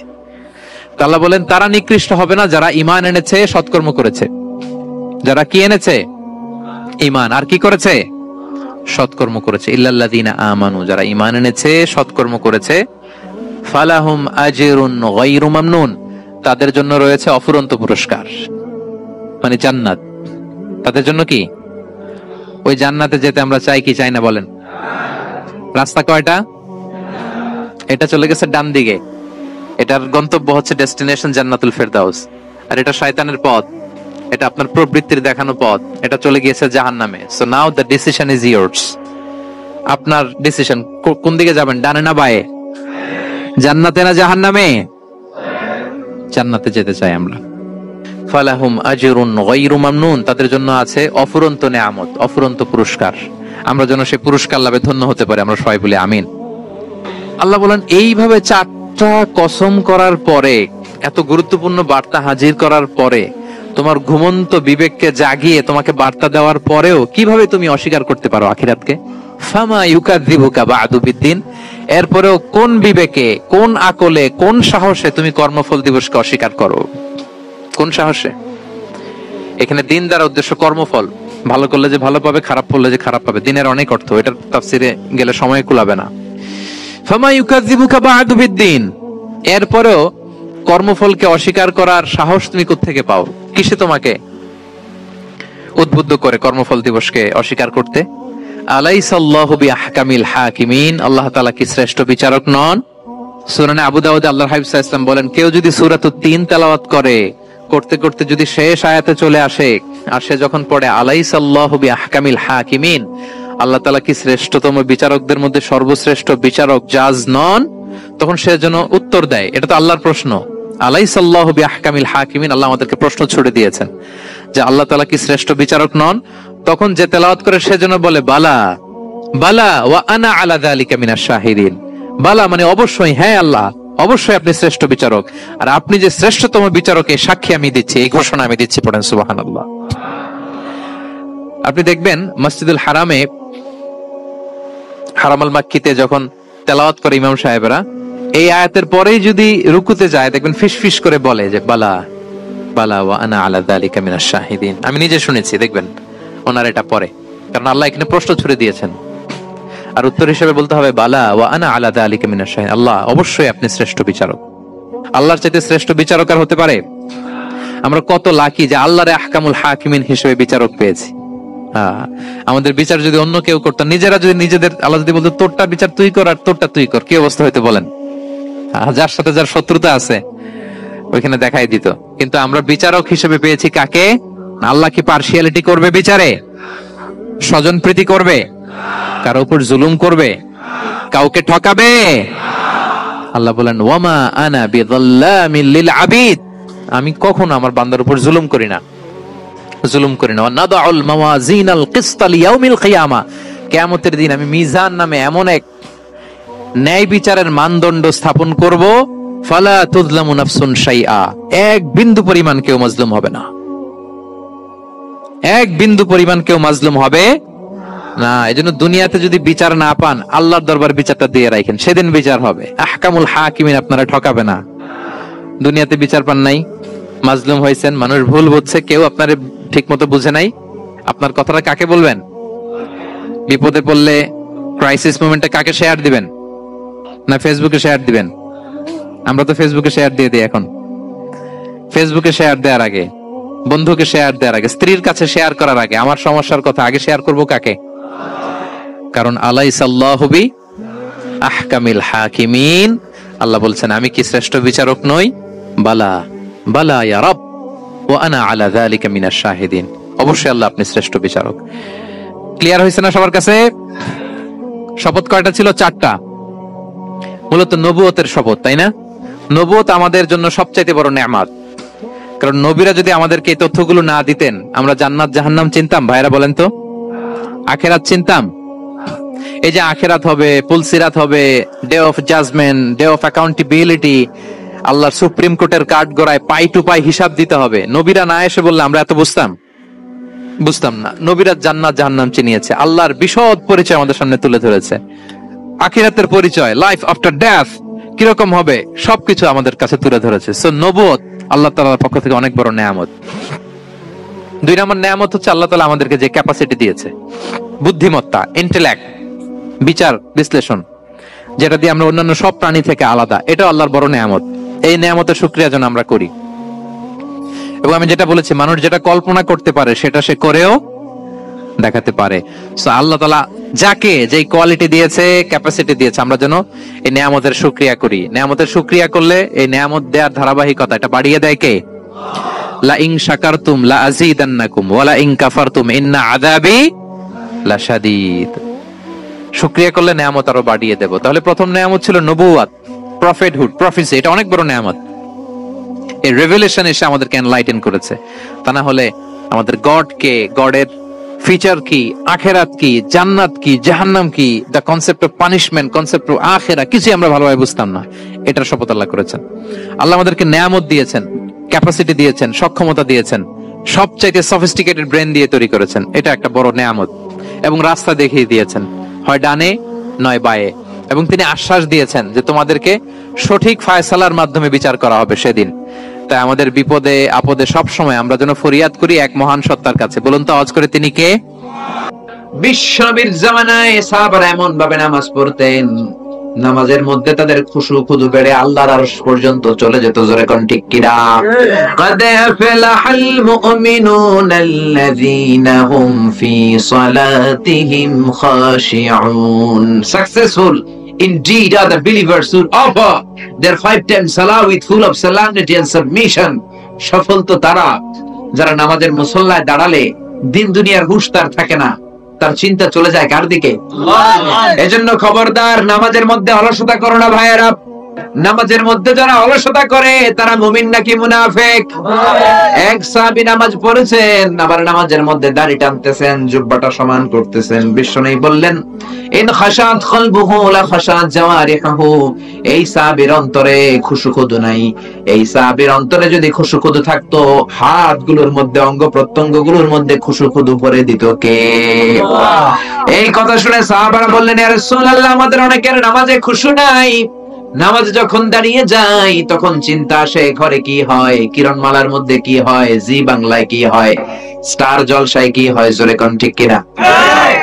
এরপরে ক্রিকেটের মধ্যে সাকিব কি ছক্কা মারলো নাকি চার মারলো, মাশরাফি বিন মুর্তজা উইকেট পাইলো নাকি পাইলো না, কুমিল্লা জিতলো নাকি খুলনা জিতলো। জোরে কোন ঠিক কিনা? নামাজের মধ্যে দাঁড়িয়ে চারদিকে মন চলে যায়। ইয়া রাসূলুল্লাহ, কেমন করে মনটারে ধরে রাখবো, কেমন করে নামাজের মুসল্লায় মনটারে আটকে রাখবো শিখিয়ে দেন। বিশ্বনবী বললেন, সল্লু সালাতা মুআদ্দিআ, মনে করো এটা তোমার শেষ নামাজ। নামাজের মুসল্লায় দাঁড়ালে মনে করবে এটা আমার আখেরি নামাজ। এটা কিন্তু জরুরি কথা, খেয়াল করে শুনেন। নামাজের মুসল্লায় যখন দাঁড়াবা চিন্তা করবা এটা তোমার বিদায়ী নামাজ, এই নামাজের পরে হয়তো কোনো নামাজের সুযোগ তুমি জীবনে আর পাবা না। জোরে বলেন ঠিক কিনা? সাল্লু সালাতা মুআদ্দিন, perform the salah as it's your last and final prayer. Perform the salah as it's your last and final prayer. নামাজে যখন দাঁড়াও মনে করো এটাই শেষ নামাজ, আর হয়তো আজকের পরে কোনোদিন আল্লাহর সেজদা দিতে পারবো না। এখন বাজে 11:30, আপনারে বলা হলো আজ রাত 2টার দিকে আপনার মরণ। এখন যে নামাজটা পড়বেন এশার নামাজ, এটাই আপনার শেষ নামাজ। এই কথা যদি শোনেন 2টার দিকে মালাকুল মাউত এসে আপনার রূহ কবজ করে নিয়ে যাবে, আর এখন এশার নামাজটা শেষ নামাজ, এই নামাজটা আপনি কত সুন্দর করে পড়বেন, কত লম্বা করে সেদিন ওযু বানাবেন, কত লম্বা সময় নতুন পাঞ্জাবি পরবেন, আতর মাখবেন, মেসওয়াক করবেন, কত লম্বা সময় দাঁড়িয়ে আপনি কিরাত পড়বেন, ওই দিন কত লম্বা করে আপনি রুকু করবেন, কত লম্বা সেজদা দিবেন, ওই দিন সেজদা দিয়ে চোখের পানি দিয়ে যায় নামাজ আপনি ভিজিয়ে দিবেন, ঠিক না? কারণ আপনি জেনেছেন এটাই আপনার শেষ নামাজ। এই চিন্তাটা প্রত্যেক নামাজে করেন না কেন? আপনি যে 1000 বছর বাঁচবেন কোনো গ্যারান্টি আছে নাকি? রাত 2টা পর্যন্ত যে বাঁচবেন কোনো গ্যারান্টি আছে? আরে 2টা তো দূরের কথা, মুনাজাত পর্যন্ত যে বাঁচবেন কোনো গ্যারান্টি আছে? তাও তো বেশি। শ্বাস যেটা নিলাম, এই শ্বাসটা যে আমি ফেলতে পারবো কোনো গ্যারান্টি আছে? বিশ্বনবী বললেন সল্লু সালাতা মুআদ্দিন, বিদায় নামাজ পড়ো, শেষ নামাজ পড়ো, এমন ভাবে নামাজের মুসল্লায় দাঁড়িয়ে যাও মনে করো এটাই হতে পারে তোমার জীবনের শেষ নামাজ। জোরে কোন ঠিক কিনা? প্রত্যেকবার যখন মুসল্লায় দাঁড়াবেন আপনি চিন্তা করবেন হতে পারে এটাই আমার জীবনের শেষ নামাজ। আজকে যে সেজদাটা দিচ্ছি হয়তো নামাজ পড়ে যাওয়ার সময় অ্যাক্সিডেন্টে আমি মারা যাব, বা হার্ট অ্যাটাক হয়ে আমি মারা যাব, কিংবা এমনি আমি মরে যাব।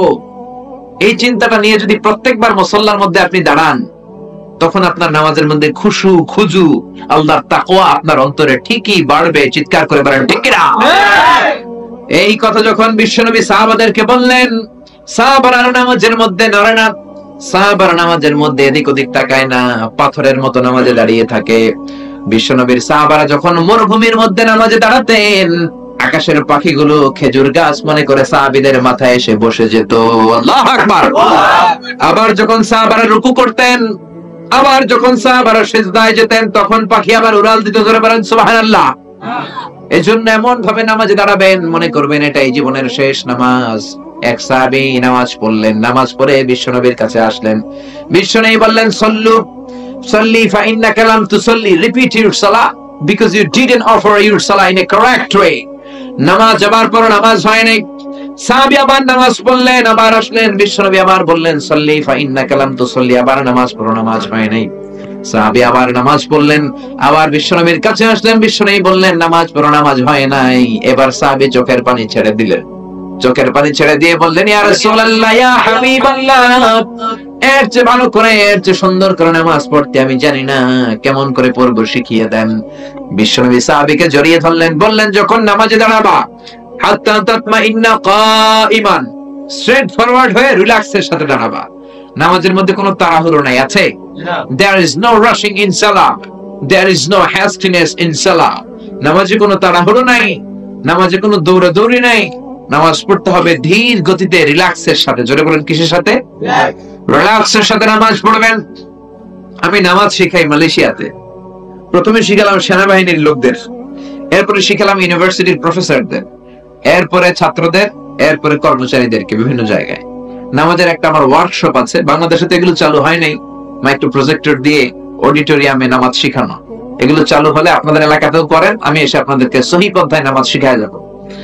এজন্য নামাজে যখন দাঁড়াবেন হাত্তা তাতমাইন্না কাঈমান, স্ট্রেট ফরওয়ার্ড হয়ে নামাজে দাঁড়িয়ে যান। আবার যখন রুকুতে যাবেন বিশ্বনবী বললেন হাত্তা তাতমাইন্না রাকিআন, স্ট্রেট ফরওয়ার্ড রুকু দিবা। বিশ্বনবী যখন রুকু দিতেন বিশ্বনবীর পিঠটা টেবিলের মতো, স্কেলের মতো সমান হয়ে যেত। অনেকে রুকু দেয়, কেউ এমনে থাকে, কেউ এমনে থাকে, আছে না নাই? পিঠটা হবে স্ট্রেট ফরওয়ার্ড। সাহাবীরা বললেন লাউ সাব্বা আলাইহিল মা আলাস্তাকররা, বিশ্বনবী রুকু দিয়ে আছেন, ওই অবস্থায় বিশ্বনবীর পিঠের উপর যদি এক গ্লাস পানি রেখে দাও, পানিটাও কাঁপবে না, গ্লাসটাও পড়বে না। আল্লাহু আকবার। তার মানে সোজা না বাঁকা? স্ট্রেট ফরওয়ার্ড রুকু। রুকু থেকে দাঁড়াবা হাত্তা তাতমাইন্না কাঈমান, সিজদায় যাবা হাত্তা তাতমাইন্না সাজিদান, রিল্যাক্সের সাথে যাও। অনেক মুরব্বিরা আছেন না বুঝে রুকু থেকে সোজা হয়ে দাঁড়ানোর কথা, রুকু থেকে মাথাটা উঠাই আবার সেজদায় চলে যায়, আছে না নাই? দুই সেজদার মাঝখানে সোজা হয়ে বসবেন। অনেকে কোন রকম প্রথম সেজদা থেকে মাথাটা একটু উঠিয়ে সেজদায় ঢু মারে, আছে না নাই? খবরদার, আপনার নামাজ হবে না। যদি ব্যস্ততা থাকে, তাড়াহুড়ো থাকে, জরুরি কাজ থাকে, নফলগুলো বাদ দিয়ে দেন, ফরজ আর সুন্নত পড়েন। এর চেয়েও যদি ব্যস্ততা থাকে, সুন্নত বাদ দেন, শুধু ফরজ পড়েন। এর চেয়েও বেশি ব্যস্ততা, সফরে আছেন, কসর করে 2 রাকাত পড়েন। সফরের মধ্যে কসর আছে না নাই? কিন্তু যতটুকু পড়বেন ধীরস্থির ভাবে পড়বেন, রিল্যাক্সের সাথে পড়বেন, তাড়াহুড়ো করা যাবে না। বিশ্বনবীর মেয়ের জামাই আলী কাররামাল্লাহু ওয়াজহার পায়ের মধ্যে যুদ্ধে একটা তীর ঢুকে যায়। তীরের ব্যথায় উনি চিৎকার করে তীর বের করা যায় না, যেই টান দেয় চিৎকার মারে। বিশ্বনবী বললেন টানাটানির দরকার নাই। আমার মেয়ের জামাই আলী যখন নামাজের মুসল্লায় দাঁড়িয়ে যায়, তখন দিন দুনিয়ার কোনো হুঁশ তার থাকে না। বিশ্বনবী নামাজ শুরু করে দিলেন, সূরা ফাতিহা বললেন। আর নামাজের আগে এক সাহাবীরা বললেন, আমি যখন কেরাত পড়বো, আমার মেয়ের জামাই আলীর পায়ের কাছ থেকে তুমি তীর টেনে বের করবা। বিশ্বনবী যখন কেরাত পড়লেন, ওই সাহাবী আলী রাদিয়াল্লাহু আনহুর পায়ের কাছে, তীরের কাছে যে হাজির, গায়ে যত জোর ছিল টান মেরে তীর বের করেছেন। ফিনকে দিয়ে রক্ত বের হয়েছে, রক্তের জায়গাটা সয়লাব, লাল টুকটুকে রক্ত, কিন্তু নামাজের মুসল্লায় তিনি দাঁড়িয়ে আছেন, তিনি কোনো টের পান নাই। কোন সুবহানাল্লাহ। নামাজের পর সালাম ফিরিয়ে বললেন, আমার পায়ের তীর কই? এত রক্ত কেন? কে তীর বের করলো? বিশ্বনবী আলীরে ডেকে বললেন, আলী, তুমি যখন নামাজের মুসল্লায় দাঁড়িয়ে যাও, দিন দুনিয়ার কোন হুঁশ তোমার থাকে না। নামাজ অবস্থায় তোমার তীর খোলা হয়েছে, এই জন্য তুমি টের পাও নাই রে আলী। আল্লাহু আকবার। এজন্য খবরদার, নামাজের মধ্যে এরকম করবেন না। তাড়াহুড়ো নাই, অলসতা নাই, ধীরস্থির ভাবে নামাজ পড়েন। আবার অনেকে নামাজেও দাঁড়ায়, ঘড়ির দিকেও তাকায়। নামাজ পড়ে সামনের দিকে যদি জানালা থাকে, এরকম নজর করে তাকায়, এদিক ওদিকে নজর করে, আছে না নাই? খবরদার, নামাজে আপনার নজর থাকবে পা থেকে সেজদার জায়গা, এর বাইরে যেতে পারবে না। এর বাইরে যদি নজর দেন, হাদিসে কুদসিতে আছে, আল্লাহ ডেকে বলেন, ইয়া আব্দি আকবিল, ও নামাজি নজর ফিরায় আন। আবার নজর দিলেন, আল্লাহ বলেন আকবিল, নজর ফেরাও। আবার নজর মারলেন, আল্লাহ বললেন তোমার নজর ফিরাও। 3 বারের পরে যদি আবার নজর দেন, আল্লাহ বলেন লা হাজাতা লি ইলা সালাতিক, এই নামাজের কোনো দরকার আর আমার নাই। নাউজুবিল্লাহ বলেন। এজন্য খবরদার, মুমিনরা যখন নামাজে দাঁড়ায়, অন্তরে খুশুগুদু থাকে, ভয় পায় কারে? এ নামাজি আমার ঘরে নামাজ পড়ো আজ, দিলে মে তোমার চরণ তলে হৃদয় যায় নামাজ।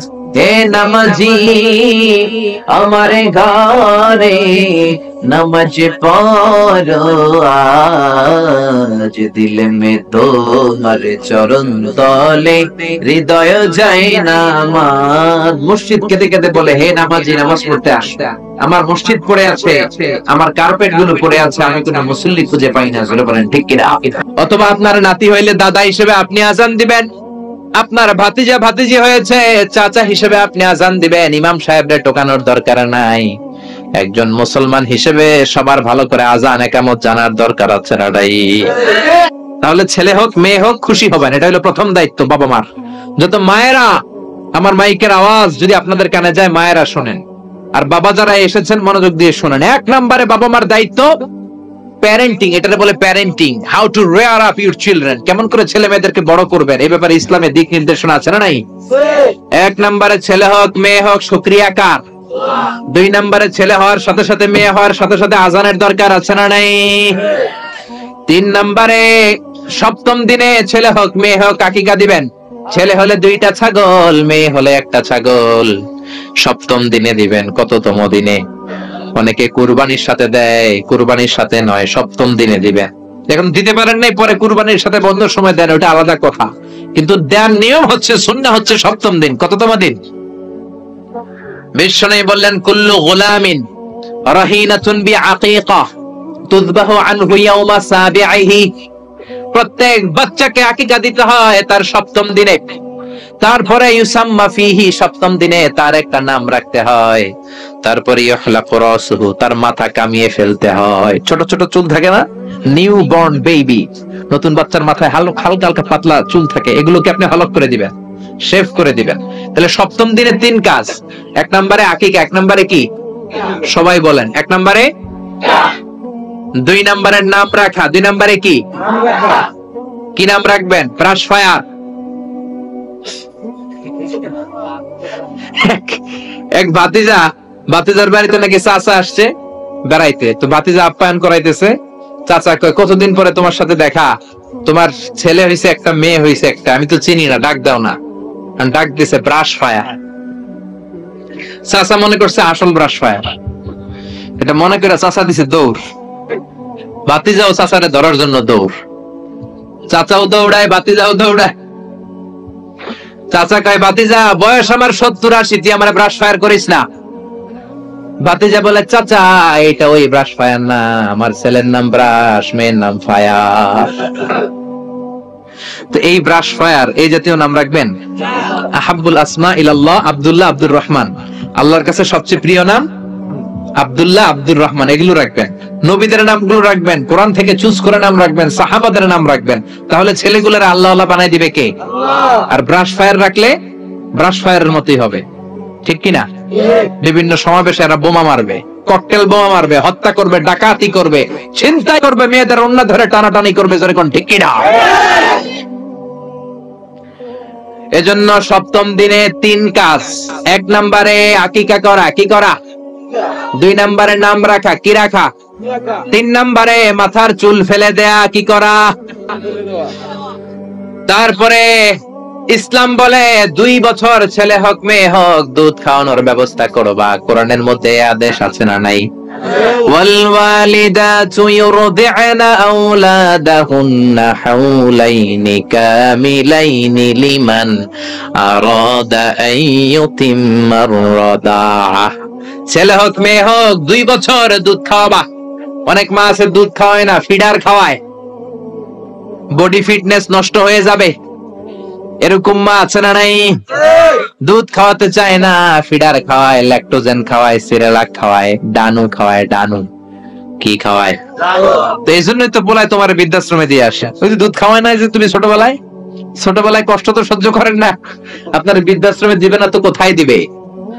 মায়ের যে শাল দুধটা, বাচ্চা জন্ম নেওয়ার পরে যে শাল দুধটা আসে, এটার মধ্যে যে কত ধরনের পুষ্টিগুণ আছে, ফুল অফ নিউট্রিশন, খুব উন্নত মানের রিচ নিউট্রিশন দিয়ে আল্লাহ এটাকে তৈরি করেছে। আপনার বিভিন্ন ধরনের রোগের প্রতিষেধক, ভ্যাকসিন আল্লাহ এটার ভিতরে ঢুকিয়ে দিয়েছে। এটা যে খায় না, তার মেধা শক্তি খুব দুর্বল, তার কোনো মেধাই নাই, মনে রাখতে পারে না কিছু, সব ভুলে যায়। আমি আমার মায়ের দুধ খাইছি মাত্র 2.5 মাস, এজন্য আমি কিচ্ছু মনে রাখতে পারি না, সব ভুলে যাই। বাস্তব কথা। আপনি মায়ের দুধ যদি কেউ 2 বছর খায়, টানা 2 বছর খেতে পারলে তার মেধা হবে প্রচন্ড মেধা। এই ছেলে ইনফেরিয়রিটি কমপ্লেক্সে ভুগবে না, ইনসেফটিতে ভুগবে না। অনেক মায়েরা অসুস্থ হয়ে যায়, এজন্য খাওয়াতে পারে না, সেটা ভিন্ন ব্যাপার। আমিও খেতে পারিনি অসুস্থ হওয়ার কারণে, কিন্তু ছেলে অসুস্থ, মেয়ে অসুস্থ, মা অসুস্থ, 2 বছর আপনি দুধ খাওয়াবেন, ঠিক কিনা? যদি দুধ না খাওয়ান তাহলে ছেলে মেয়ের হক নষ্ট করলেন। অনেক মা খাওয়াইতে চায় না, আছে না নাই? যারা বলেন আছে না নাই? কিন্তু অসুস্থতার কারণে যদি কেউ না খাওয়ায় সেটা ভিন্ন ব্যাপার। এই জন্য প্রথম দায়িত্ব হলো শুকরিয়া করবেন আল্লাহর, ছেলে হোক মেয়ে হোক। এরপরে জন্ম নিলে আজান দিবেন, জন্মের 7ম দিনে আকিকা দিবেন, সুন্দর একটা নাম রাখবেন, মাথার চুল ফেলে দিবেন, তারপর 2 বছর দুধ খাওয়াবেন। এরপর ছেলে যখন আব্বু আব্বু বলে, আম্মু আম্মু বলে, হাঁটতে শিখে একটু বড় হয়েছে, সবার আগে ছেলেরে শিখাবেন কোরআন। কি শিখাবেন? সবার আগে কোরআন, পরে অন্য জ্ঞান। Teach your children the Holi Quran. The Holi Quran will teach your children everything. আপনি আপনার ছেলেরে কোরআন শিখান, কোরআন আপনার ছেলেরে গোটা বিশ্বটা শিখাই দিবে। সুবহানাল্লাহ কইতে মন চায় না? এজন্য একটু বড় হলেই ছেলে মেয়েরে কি শিখাবেন? আপনি ছেলে মেয়েরে সব কিছু শিখাইলেন, কোরআনটাই শিখান নাই, তার মানে আপনি কিছুই শিখান নাই, ঠিক কি না? এরপরে ছেলে মেয়েদেরকে সময় দিবেন, তাদেরকে নিয়ে ঘুরতে যাবেন, ভালোবাসবেন। বিশ্বনবী হাসান আর হুসাইনকে আদর করতে লাগলেন। হাসানকে কোলে নেয়, হুসাইন ওঠে, আবার হুসাইনকে নিলে হাসান নামে। বিশ্বনবীর সামনে দাঁড়িয়ে রইল আকরা ইবনে হাবিস আত-তামিমি নামে সাহাবী। বিশ্বনবীর নানা নাতির এই আদর ভালোবাসা দেখে একরা বলে, ও নবী, আমাকে আল্লাহ 10টা সন্তান দিয়েছে, একটা সন্তানকেও কোনোদিন আমি চুমা দেই নাই। বিশ্বনবী বললেন, বলো কি? মানলা ইয়ারহাম লা ইউরহাম, যে কারোর উপর দয়া দেখায় না আল্লাহও তার উপর দয়া দেখায় না, যে কাউরে ভালোবাসে না আল্লাহও তার ভালোবাসে না, যে ছোটদের আদর করে না সে আল্লাহরও দয়া পায় না। চিল্লা এখন ঠিক কি না? এজন্য ছেলে মেয়েদেরকে সময় দিবেন। আধুনিক কিছু ফ্যামিলিতে যে সমস্যা, বাবা মা দুইজন চাকরি করে, বাবাও সকালে বের হয়ে যায়, মাও বের হয়ে যায়। যখন বের হয় তখন ছেলে মেয়ে ঘুমায়, আবার রাতে যখন ফিরে তখনও ঘুমায়। শুক্রবার ছাড়া ছেলে আর বাবার সাথে দেখাই হয় না। তো ছেলে মেয়ে মানুষ হয় কাজের মেয়ের কাছে। কার কাছে? কাজের মেয়ের কাছে। যদি আপনার ছেলে মেয়ে মানুষ হয়, এই ছেলে মেয়েগুলো কাজের মেয়ের চরিত্র নিয়ে বড় হবে, কাজের মেয়ের আচরণ নিয়েই বড় হবে। আপনার আচরণ, আপনার মধ্যে যে ভাব গাম্ভীর্য, ভদ্রতা, সুন্দর কথা বলার স্টাইল, এগুলো আপনার ছেলে মেয়েরা শিখবে না। চিৎকার করে বলেন ঠিক কিনা?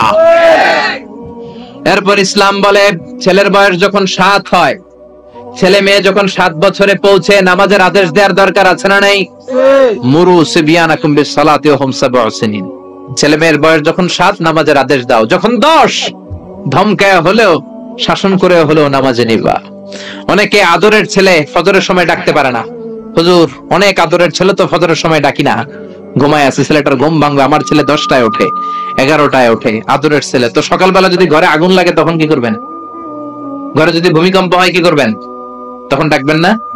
তো দুনিয়ার আগুন থেকে বাঁচানোর জন্য যদি ছেলেরা ডাকেন, জাহান্নামের আগুন থেকে বাঁচানোর জন্য আপনার কলিজার টুকরাটারে নামাজের জন্য ডাকার দরকার আছে না নাই? এরপরে বিশ্বনবী বললেন, ইযা বালাগাল আওলাদু 10 সিনিন ফাররিকু বাইনাহুম ফিল মাদাজি। জরুরি মাসালা জেনে নেন, কান দুইটা খরগোশের মতো খাড়া করেন। বিশ্বনবী বললেন, ছেলে কিংবা মেয়ে বয়স যখন 10 হয়, বিছানা আলাদা করে দাও। ছেলে মেয়ের বয়স 10 হয়ে গেলে বাবা মেয়ের সাথে এক খাটে ঘুমাতে পারবে না। ছেলে মেয়েদের বয়স যখন 10 হয়ে যায়, মেয়ে বাবার সাথে ঘুমাতে পারবে না, ছেলের সাথে মা ঘুমাবে না, ভাই আর বোন এক বিছানায় শোবে না। ঠিক কি না? দুই ভাই, এদের বিছানাও যদি আলাদা করে দেয়া যায় সেটাও ভালো। এগুলো আমরা অনেক ফ্যামিলিতে মেইনটেইন করি না, এজন্য ঝামেলা আছে না নাই? আবার বিশ্বনবী বললেন, আল্লিমু আওলাদাকুম আস-সিবাহা ওয়ার রিমায়া ওয়ার রুকুবাল খাইল। ছেলে মেয়েদেরকে সাঁতার শিখাও, তীর মারা শিখাও, ঘোড়ায় চলা শিখাও। সাঁতার শিখাতে বলেছে বিশ্বনবী। সুবহানাল্লাহ। ছেলেরে হাঁটা শিখায় বাবা, আব্বু হাঁটো হাঁটো হাঁটো, তুমি হাঁটো, তুমি আমার আব্বু হাঁটো। তো জমিনে হাঁটা শিখাইলেন, পোলা যদি পানিতে পড়ে তখন হাঁটাহাঁটি যাইব কই? পানিতে হাঁটা যায়? পানিতে কি করতে হয়? সাঁতার। তো এটা শিখাইতে হবে না? বিশ্বনবী বললেন, আল্লিমু আওলাদাকুম আস-সিবাহা, ছেলে মেয়েদেরকে সাঁতার শিখাও। 2 নম্বরে বললেন, আর রিমায়া। রিমায়া মানে তীরন্দাজ বাহিনী বানাও, তীর মারো। ইমাম মাহদি আসলে জিহাদের ময়দানে শরীক হওয়ার দরকার আছে না নাই? তো এখন তো তীর মারামারি নেই, কি শিখাবেন? আত্মরক্ষার কৌশল শিখাবেন। কেমন করে প্রতিকূল পরিবেশে বেঁচে থাকতে হয়, সমাজের এই সংগ্রামে কেমন করে টিকে থাকতে হয়। ছেলে মেয়ের কখনো ননির পুতুল করে গড়ে তুলবেন না, কষ্ট সহিষ্ণু করে গড়ে তুলবেন। আপনি বেঁচে থাকতেই একটু কষ্ট করে করে শিখান, তাহলে তার ক্যারিয়ারটারে ব্রাইট করে দিবে কে? 3 নম্বরে বললেন, রুকুবাল খাইল, কেমন করে ঘোড়ায় চড়তে হয় শেখাও। এখন তো ঘোড়া নাই, কেমন করে গাড়িতে চড়তে হয় শিখাইবেন। ঠিক কিনা? কেমন করে সাইকেল চালাতে হয় শিখাবেন, হুন্ডা চালাতে হয় শিখাবেন। ছেলে মেয়েদের যা শেখানো দরকার শিখাই দিবেন, তাহলে ফ্যামিলিতে বরকত দিবে কে? এরপরে বিশ্বনবী বললেন, আর নিকাহ। ছেলে কিংবা মেয়ে প্রাপ্ত বয়স্ক হলে বাবা মার দায়িত্ব বিয়ে দেয়া। কি দেয়া? কিন্তু মেয়ের বয়স হয়ে গেছে 25, ছেলের বয়স 30, বিয়ে হয় না, আছে না নাই? ছেলেরা যদি জিজ্ঞেস করি বিয়ে করস না কেন, কয় হুজুর নিজের পায়ে দাঁড়ায় লই। তাহলে এতদিন কার পায়ে দাঁড়াইছো? আপনার ছেলে আপনার মেয়ে প্রাপ্তবয়স্ক হওয়ার পরে যৌবনের সময়ে যদি কোনো পাপ করে, অন্যায় করে, সময় মতো বিয়ে না দেওয়ার কারণে, তাদের পাপের কারণে ওই পাপের পার্সেন্টেজ গুনাহ আপনার আমলনামাতেও আছে না নাই? জোরে বলেন, জোরে বলেন। ছেলে মেয়েগুলো এখন চরিত্রহীন আর চরিত্রহীনা হয়ে যাচ্ছে এই পর্নোগ্রাফির ছোবলে, ইউটিউব আর ইন্টারনেটের ছোবলে। ওপেন অ্যাক্সেস একটা শব্দ লিখে ক্লিক করতে দেরি, নেকেড ফিল্ম গুলো আসতে দেরি হয় না। চিল্লা এখন ঠিক কি না? এজন্য সময় মতো বিয়ে দিয়ে দেন। উপযুক্ত মেয়ে থাকলে বিয়ের ব্যবস্থা করেন, প্রাপ্ত বয়স্ক ছেলে হলে বিয়ের ব্যবস্থা করেন। সময় মতো বিয়ে করায় দিলে সমাজের অপরাধগুলো কমে যাবে। ঠিক কিনা? সর্বশেষ মাতা পিতার প্রতি যে দায়িত্ব আল্লাহ দিয়েছেন সেটা হচ্ছে আল মিরাস। কোরআনের দেয়া পদ্ধতি অনুযায়ী সম্পদ বন্টন করতে হবে। কার আইন? চিৎকার করে বলবেন, আইনটা কার? এজন্য রব্বুল আলামিন বলেন, ইউসিকুমুল্লাহু ফি আওলাদিকুম লিযযাকারি মিসলু হাযযিল উনসায়াইন। আল্লাহ বললেন, দুনিয়ার সব বাবাদের জন্য স্পেশাল ভাবে আমি ওয়াজ করে দিলাম, ছেলের সম্পদের যতটুকু দিবা মেয়েরে দিবা অর্ধেক। কার আইন? ছেলেরে 10 লাখ দিলে মেয়েরে কয় লাখ? ছেলেরে 20 কানি জমি দিলে মেয়েরে? বিধানটা কার? উল্টা পাল্টা করা যাবে? তাহলে ছেলে মেয়েদের জন্য যেমনি আল্লাহ ফরজ করে দিলেন, ওয়াবিল ওয়ালিদাইনি ইহসানা, আল্লাহর ইবাদতের পরে মাতা পিতার খেদমত করবা, ইহসান করবা, মাতা পিতাদের উপরও এই নিয়মগুলো আবশ্যক করে দিয়েছে কে? চিল্লায় বলেন। এজন্য ছেলে মেয়েরা পালন করবে তাদের দায়িত্ব, মাতা পিতারা দায়িত্ব পালন করবে তাদের দায়িত্ব। তাহলে সমাজটা জান্নাতের সমাজ বানায় দিবে কে? চিল্লায় বলেন কে? বিশ্বনবীর জামানায় সাহাবারা এমন ভাবে নামাজ পড়তেন, নামাজের মধ্যে তাদের খুশু খুদু বেড়ে আল্লাহর আরশ পর্যন্ত চলে যেত। জোরে কোন ঠিক কিনা? قد أفلح المؤمنون الذين هم في صلاتهم خاشعون. Successful indeed are the believers who offer their 5 times salah with full of solemnity and submission. সফল তো তারা যারা নামাজের মুসল্লায় দাঁড়ালে দিন দুনিয়ার হুঁশ তার থাকে না, তার চিন্তা চলে যায় কার দিকে? এজন্য খবরদার, নামাজের মধ্যে অলসতা করো না ভাইয়েরা। নামাজের মধ্যে যারা অলসতা করে তারা মুমিন নাকি মুনাফিক? এক সাহাবী নামাজ পড়েছেন, আবার নামাজের মধ্যে দাড়ি টানতেছেন, জুব্বাটা সমান করতেছেন। বিশ্বনবী বললেন, ইন খাশাত কলবুহু লা খাশাত জাওয়ারিহু। এই সাহাবীর অন্তরে খুশু-খুদু নাই। এই সাহাবীর অন্তরে যদি খুশু-খুদু থাকতো, হাতগুলোর মধ্যে, অঙ্গ প্রত্যঙ্গগুলোর মধ্যে খুশু-খুদু ভরে দিত কে? এই কথা শুনে সাহাবারা বললেন, ইয়া রাসূলুল্লাহ, আমাদের অনেকের নামাজে খুশু নাই। নামাজ যখন দাঁড়িয়ে যাই তখন চিন্তা আসে, ঘরে কি হয়, কিরণমালার মধ্যে কি হয়, জি বাংলায় কি হয়, স্টার জলসায় কি হয়। জোরে কোন ঠিক কিনা? এরপরে ক্রিকেটের মধ্যে সাকিব কি ছক্কা মারলো নাকি চার মারলো, মাশরাফি বিন মুর্তজা উইকেট পাইলো নাকি পাইলো না, কুমিল্লা জিতলো নাকি খুলনা জিতলো। জোরে কও ঠিক কিনা? নামাজের মধ্যে দাঁড়িয়ে চারদিকে মন চলে যায়। ইয়া রাসূলুল্লাহ, কেমন করে মনটারে ধরে রাখবো, কেমন করে নামাজের মুসল্লায় মনটারে আটকে রাখবো শিখিয়ে দেন। বিশ্বনবী বললেন, সল্লু সালাতা মুআদ্দিআ, মনে করো এটা তোমার শেষ নামাজ। নামাজের মুসল্লায় দাঁড়ালে মনে করবে এটা আমার আখিরি নামাজ। এটা কিন্তু জরুরি কথা, খেয়াল করে শুনেন।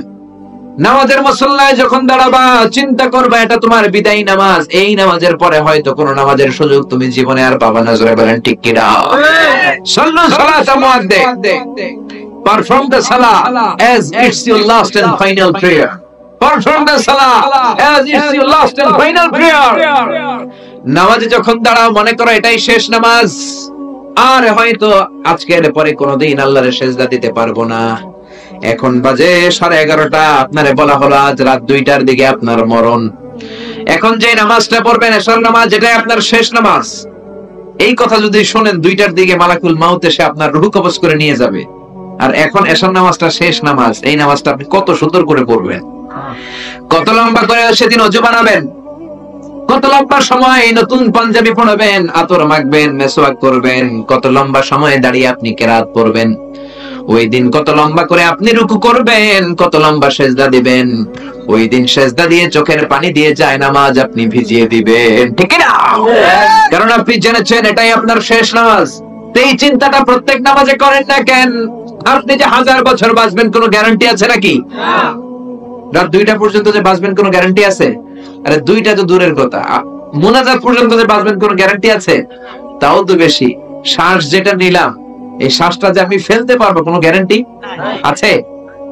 বিশ্বনবী বললেন, সল্লু সালাতা মুআদ্দিআ, বিদায় নামাজ পড়ো, শেষ নামাজ পড়ো, এমন ভাবে নামাজের মুসল্লায় দাঁড়িয়ে যাও মনে করো এটাই হতে পারে তোমার জীবনের শেষ নামাজ। জোরে কোন ঠিক কিনা? প্রত্যেকবার যখন মুসল্লায় দাঁড়াবেন আপনি চিন্তা করবেন হতে পারে এটাই আমার জীবনের শেষ নামাজ। আজকে যে সেজদাটা দিচ্ছি হয়তো নামাজ পড়ে যাওয়ার সময় অ্যাক্সিডেন্টে আমি মারা যাব, বা হার্ট অ্যাটাক হয়ে আমি মারা যাব, কিংবা এমনি আমি মরে যাব। এই চিন্তাটা নিয়ে যদি প্রত্যেকবার মুসল্লার মধ্যে আপনি দাঁড়ান তখন আপনার নামাজের মধ্যে খুশু খুজু আল্লাহর তাকওয়া আপনার অন্তরে ঠিকই বাড়বে। চিৎকার করে বলেন ঠিক কিনা? এই কথা যখন বিশ্বনবী সাহাবাদেরকে বললেন, সাহাবারা নামাজের মধ্যে নড়ে না, সাহাবার নামাজের মধ্যে এদিক ওদিক তাকায় না, পাথরের মতো নামাজে দাঁড়িয়ে থাকে। বিশ্বনবীর সাহাবারা যখন মরুভূমির মধ্যে নামাজে দাঁড়াতেন, আকাশের পাখিগুলো খেজুর গাছ মনে করে সাহাবীদের মাথায় এসে বসে যেত। আল্লাহু আকবার।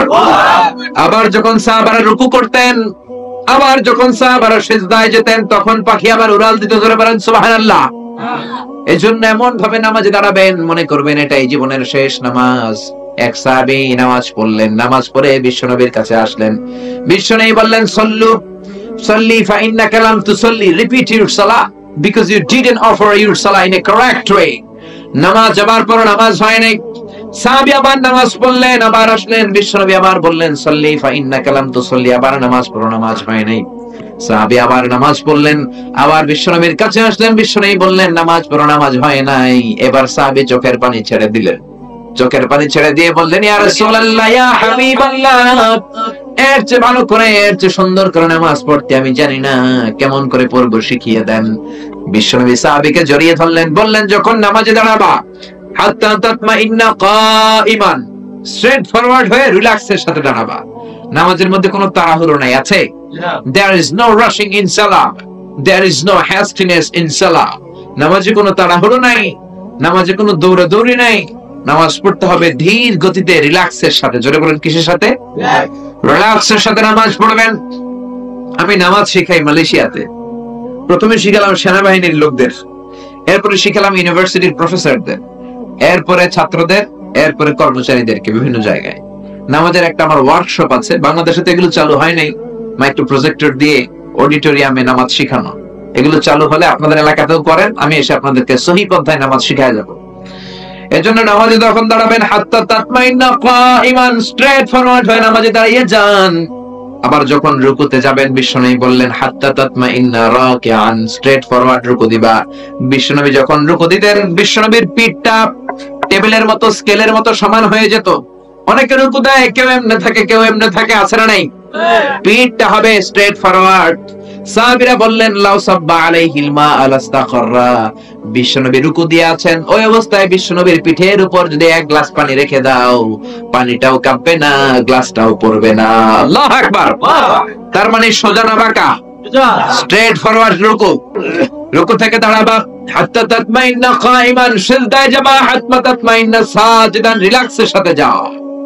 অনেক মুরব্বীরা আছেন না বুঝে রুকু থেকে সোজা হয়ে দাঁড়ানোর কথা, রুকু থেকে মাথাটা উঠায় আবার সিজদায় চলে যায়, আছে না নাই? দুই সিজদার মাঝখানে সোজা হয়ে বসবেন। অনেকে কোন রকম প্রথম সিজদা থেকে মাথাটা একটু উঠিয়ে সিজদায় ঢু মারে, আছে না নাই? খবরদার, আপনার নামাজ হবে না। যদি ব্যস্ততা থাকে, তাড়াহুড়ো থাকে, জরুরি কাজ থাকে, নফলগুলো বাদ দিয়ে দেন, ফরজ আর সুন্নত পড়েন। এর চেয়েও যদি ব্যস্ততা থাকে, সুন্নত বাদ দেন, শুধু ফরজ পড়েন। এর চেয়েও বেশি ব্যস্ততা, সফরে আছেন, কসর করে 2 রাকাত পড়েন। সফরের মধ্যে কসর আছে না নাই? কিন্তু যতটুকু পড়বেন ধীরস্থির ভাবে পড়বেন, রিল্যাক্সের সাথে পড়বেন, তাড়াহুড়ো করা যাবে না। বিশ্বনবীর মেয়ের জামাই আলী কাররামাল্লাহু ওয়াজহার পায়ের মধ্যে যুদ্ধে একটা তীর ঢুকে যায়। তীরের ব্যথায় উনি চিৎকার করে, তীর বের করা যায় না, যেই টান দেয় চিৎকার মারে। বিশ্বনবী বললেন, টানাটানির দরকার নাই। আমার মেয়ের জামাই আলী যখন নামাজের মুসল্লায় দাঁড়িয়ে যায়, তখন দিন দুনিয়ার কোনো হুঁশ তার থাকে না। বিশ্বনবী নামাজ শুরু করে দিলেন, সূরা ফাতিহা বললেন। আর নামাজের আগে এক সাহাবীরা বললেন, আমি যখন কেরাত পড়বো, আমার মেয়ের জামাই আলীর পায়ের কাছ থেকে তুমি তীর টেনে বের করবা। বিশ্বনবী যখন কেরাত পড়লেন, ওই সাহাবী আলী রাদিয়াল্লাহু আনহুর পায়ের কাছে, তীরের কাছে যে হাজির, গায়ে যত জোর ছিল, টান মেরে তীর বের করেছেন। ফিনকি দিয়ে রক্ত বের হয়েছে, রক্তের জায়গাটা শয়লা, লাল টুকটুকে রক্ত, কিন্তু নামাজের মুসল্লায় তিনি দাঁড়িয়ে আছেন, তিনি কোনো টের পান নাই। কোন সুবহানাল্লাহ। নামাজের পর সালাম ফিরিয়ে বললেন, আমার পায়ের তীর কই? এত রক্ত কেন? কে তীর বের করলো? বিশ্বনবী আলীরে ডেকে বললেন, আলী, তুমি যখন নামাজের মুসল্লায় দাঁড়িয়ে যাও, দিন দুনিয়ার কোন হুঁশ তোমার থাকে না। নামাজ অবস্থায় তোমার তীর খোলা হয়েছে, এই জন্য তুমি টের পাও নাই রে আলী। আল্লাহু আকবার। এজন্য খবরদার, নামাজের মধ্যে এরকম করবেন না। তাড়াহুড়ো নাই, অলসতা নাই, ধীরস্থির ভাবে নামাজ পড়েন। আবার অনেকে নামাজেও দাঁড়ায়, ঘড়ির দিকেও তাকায়। নামাজ পড়ে সামনের দিকে যদি জানালা থাকে, এরকম নজর করে তাকায়, এদিক ওদিকে নজর করে, আছে না নাই? খবরদার, নামাজে আপনার নজর থাকবে পা থেকে সিজদার জায়গা। এর বাইরে যেতে পারবে না। এর বাইরে যদি নজর দেন, হাদিসে কুদসিতে আছে, আল্লাহ ডেকে বলেন, ইয়া আব্দি আকবিল, ও নামাজি নজর ফিরায়ান। আবার নজর দিলেন, আল্লাহ বলেন আকবিল, নজর ফেরাও। আবার নজর মারলেন, আল্লাহ বললেন তোমার নজর ফিরাও। তিনবারের পরে যদি আবার নজর দেন, আল্লাহ বলেন লা হাজাতা লি ইলা সালাতিক, এই নামাজের কোনো দরকার আর আমার নাই। নাউজুবিল্লাহ পড়েন। এজন্য খবরদার, মুমিনরা যখন নামাজে দাঁড়ায় অন্তরে খুশুগুদু থাকে, ভয় পায় কারে? এ নামাজি আমার ঘরে নামাজ পড়ো আজ, দিলে মে তোমার চরণ তলে হৃদয় যায় নামাজ। হে নামাজি আমার ঘরে নামাজ পড়ো আজ, দিলে মে তোমার চরণ তলে হৃদয় যায় নামাজ। মসজিদ কেঁদে কেঁদে বলে, হে নামাজি নামাজ পড়তে আস, আমার মসজিদ পড়ে আছে, আমার কার্পেট গুলো পড়ে আছে, আমি কোনো মুসল্লি খুঁজে পাই না। বলেন ঠিক কিনা?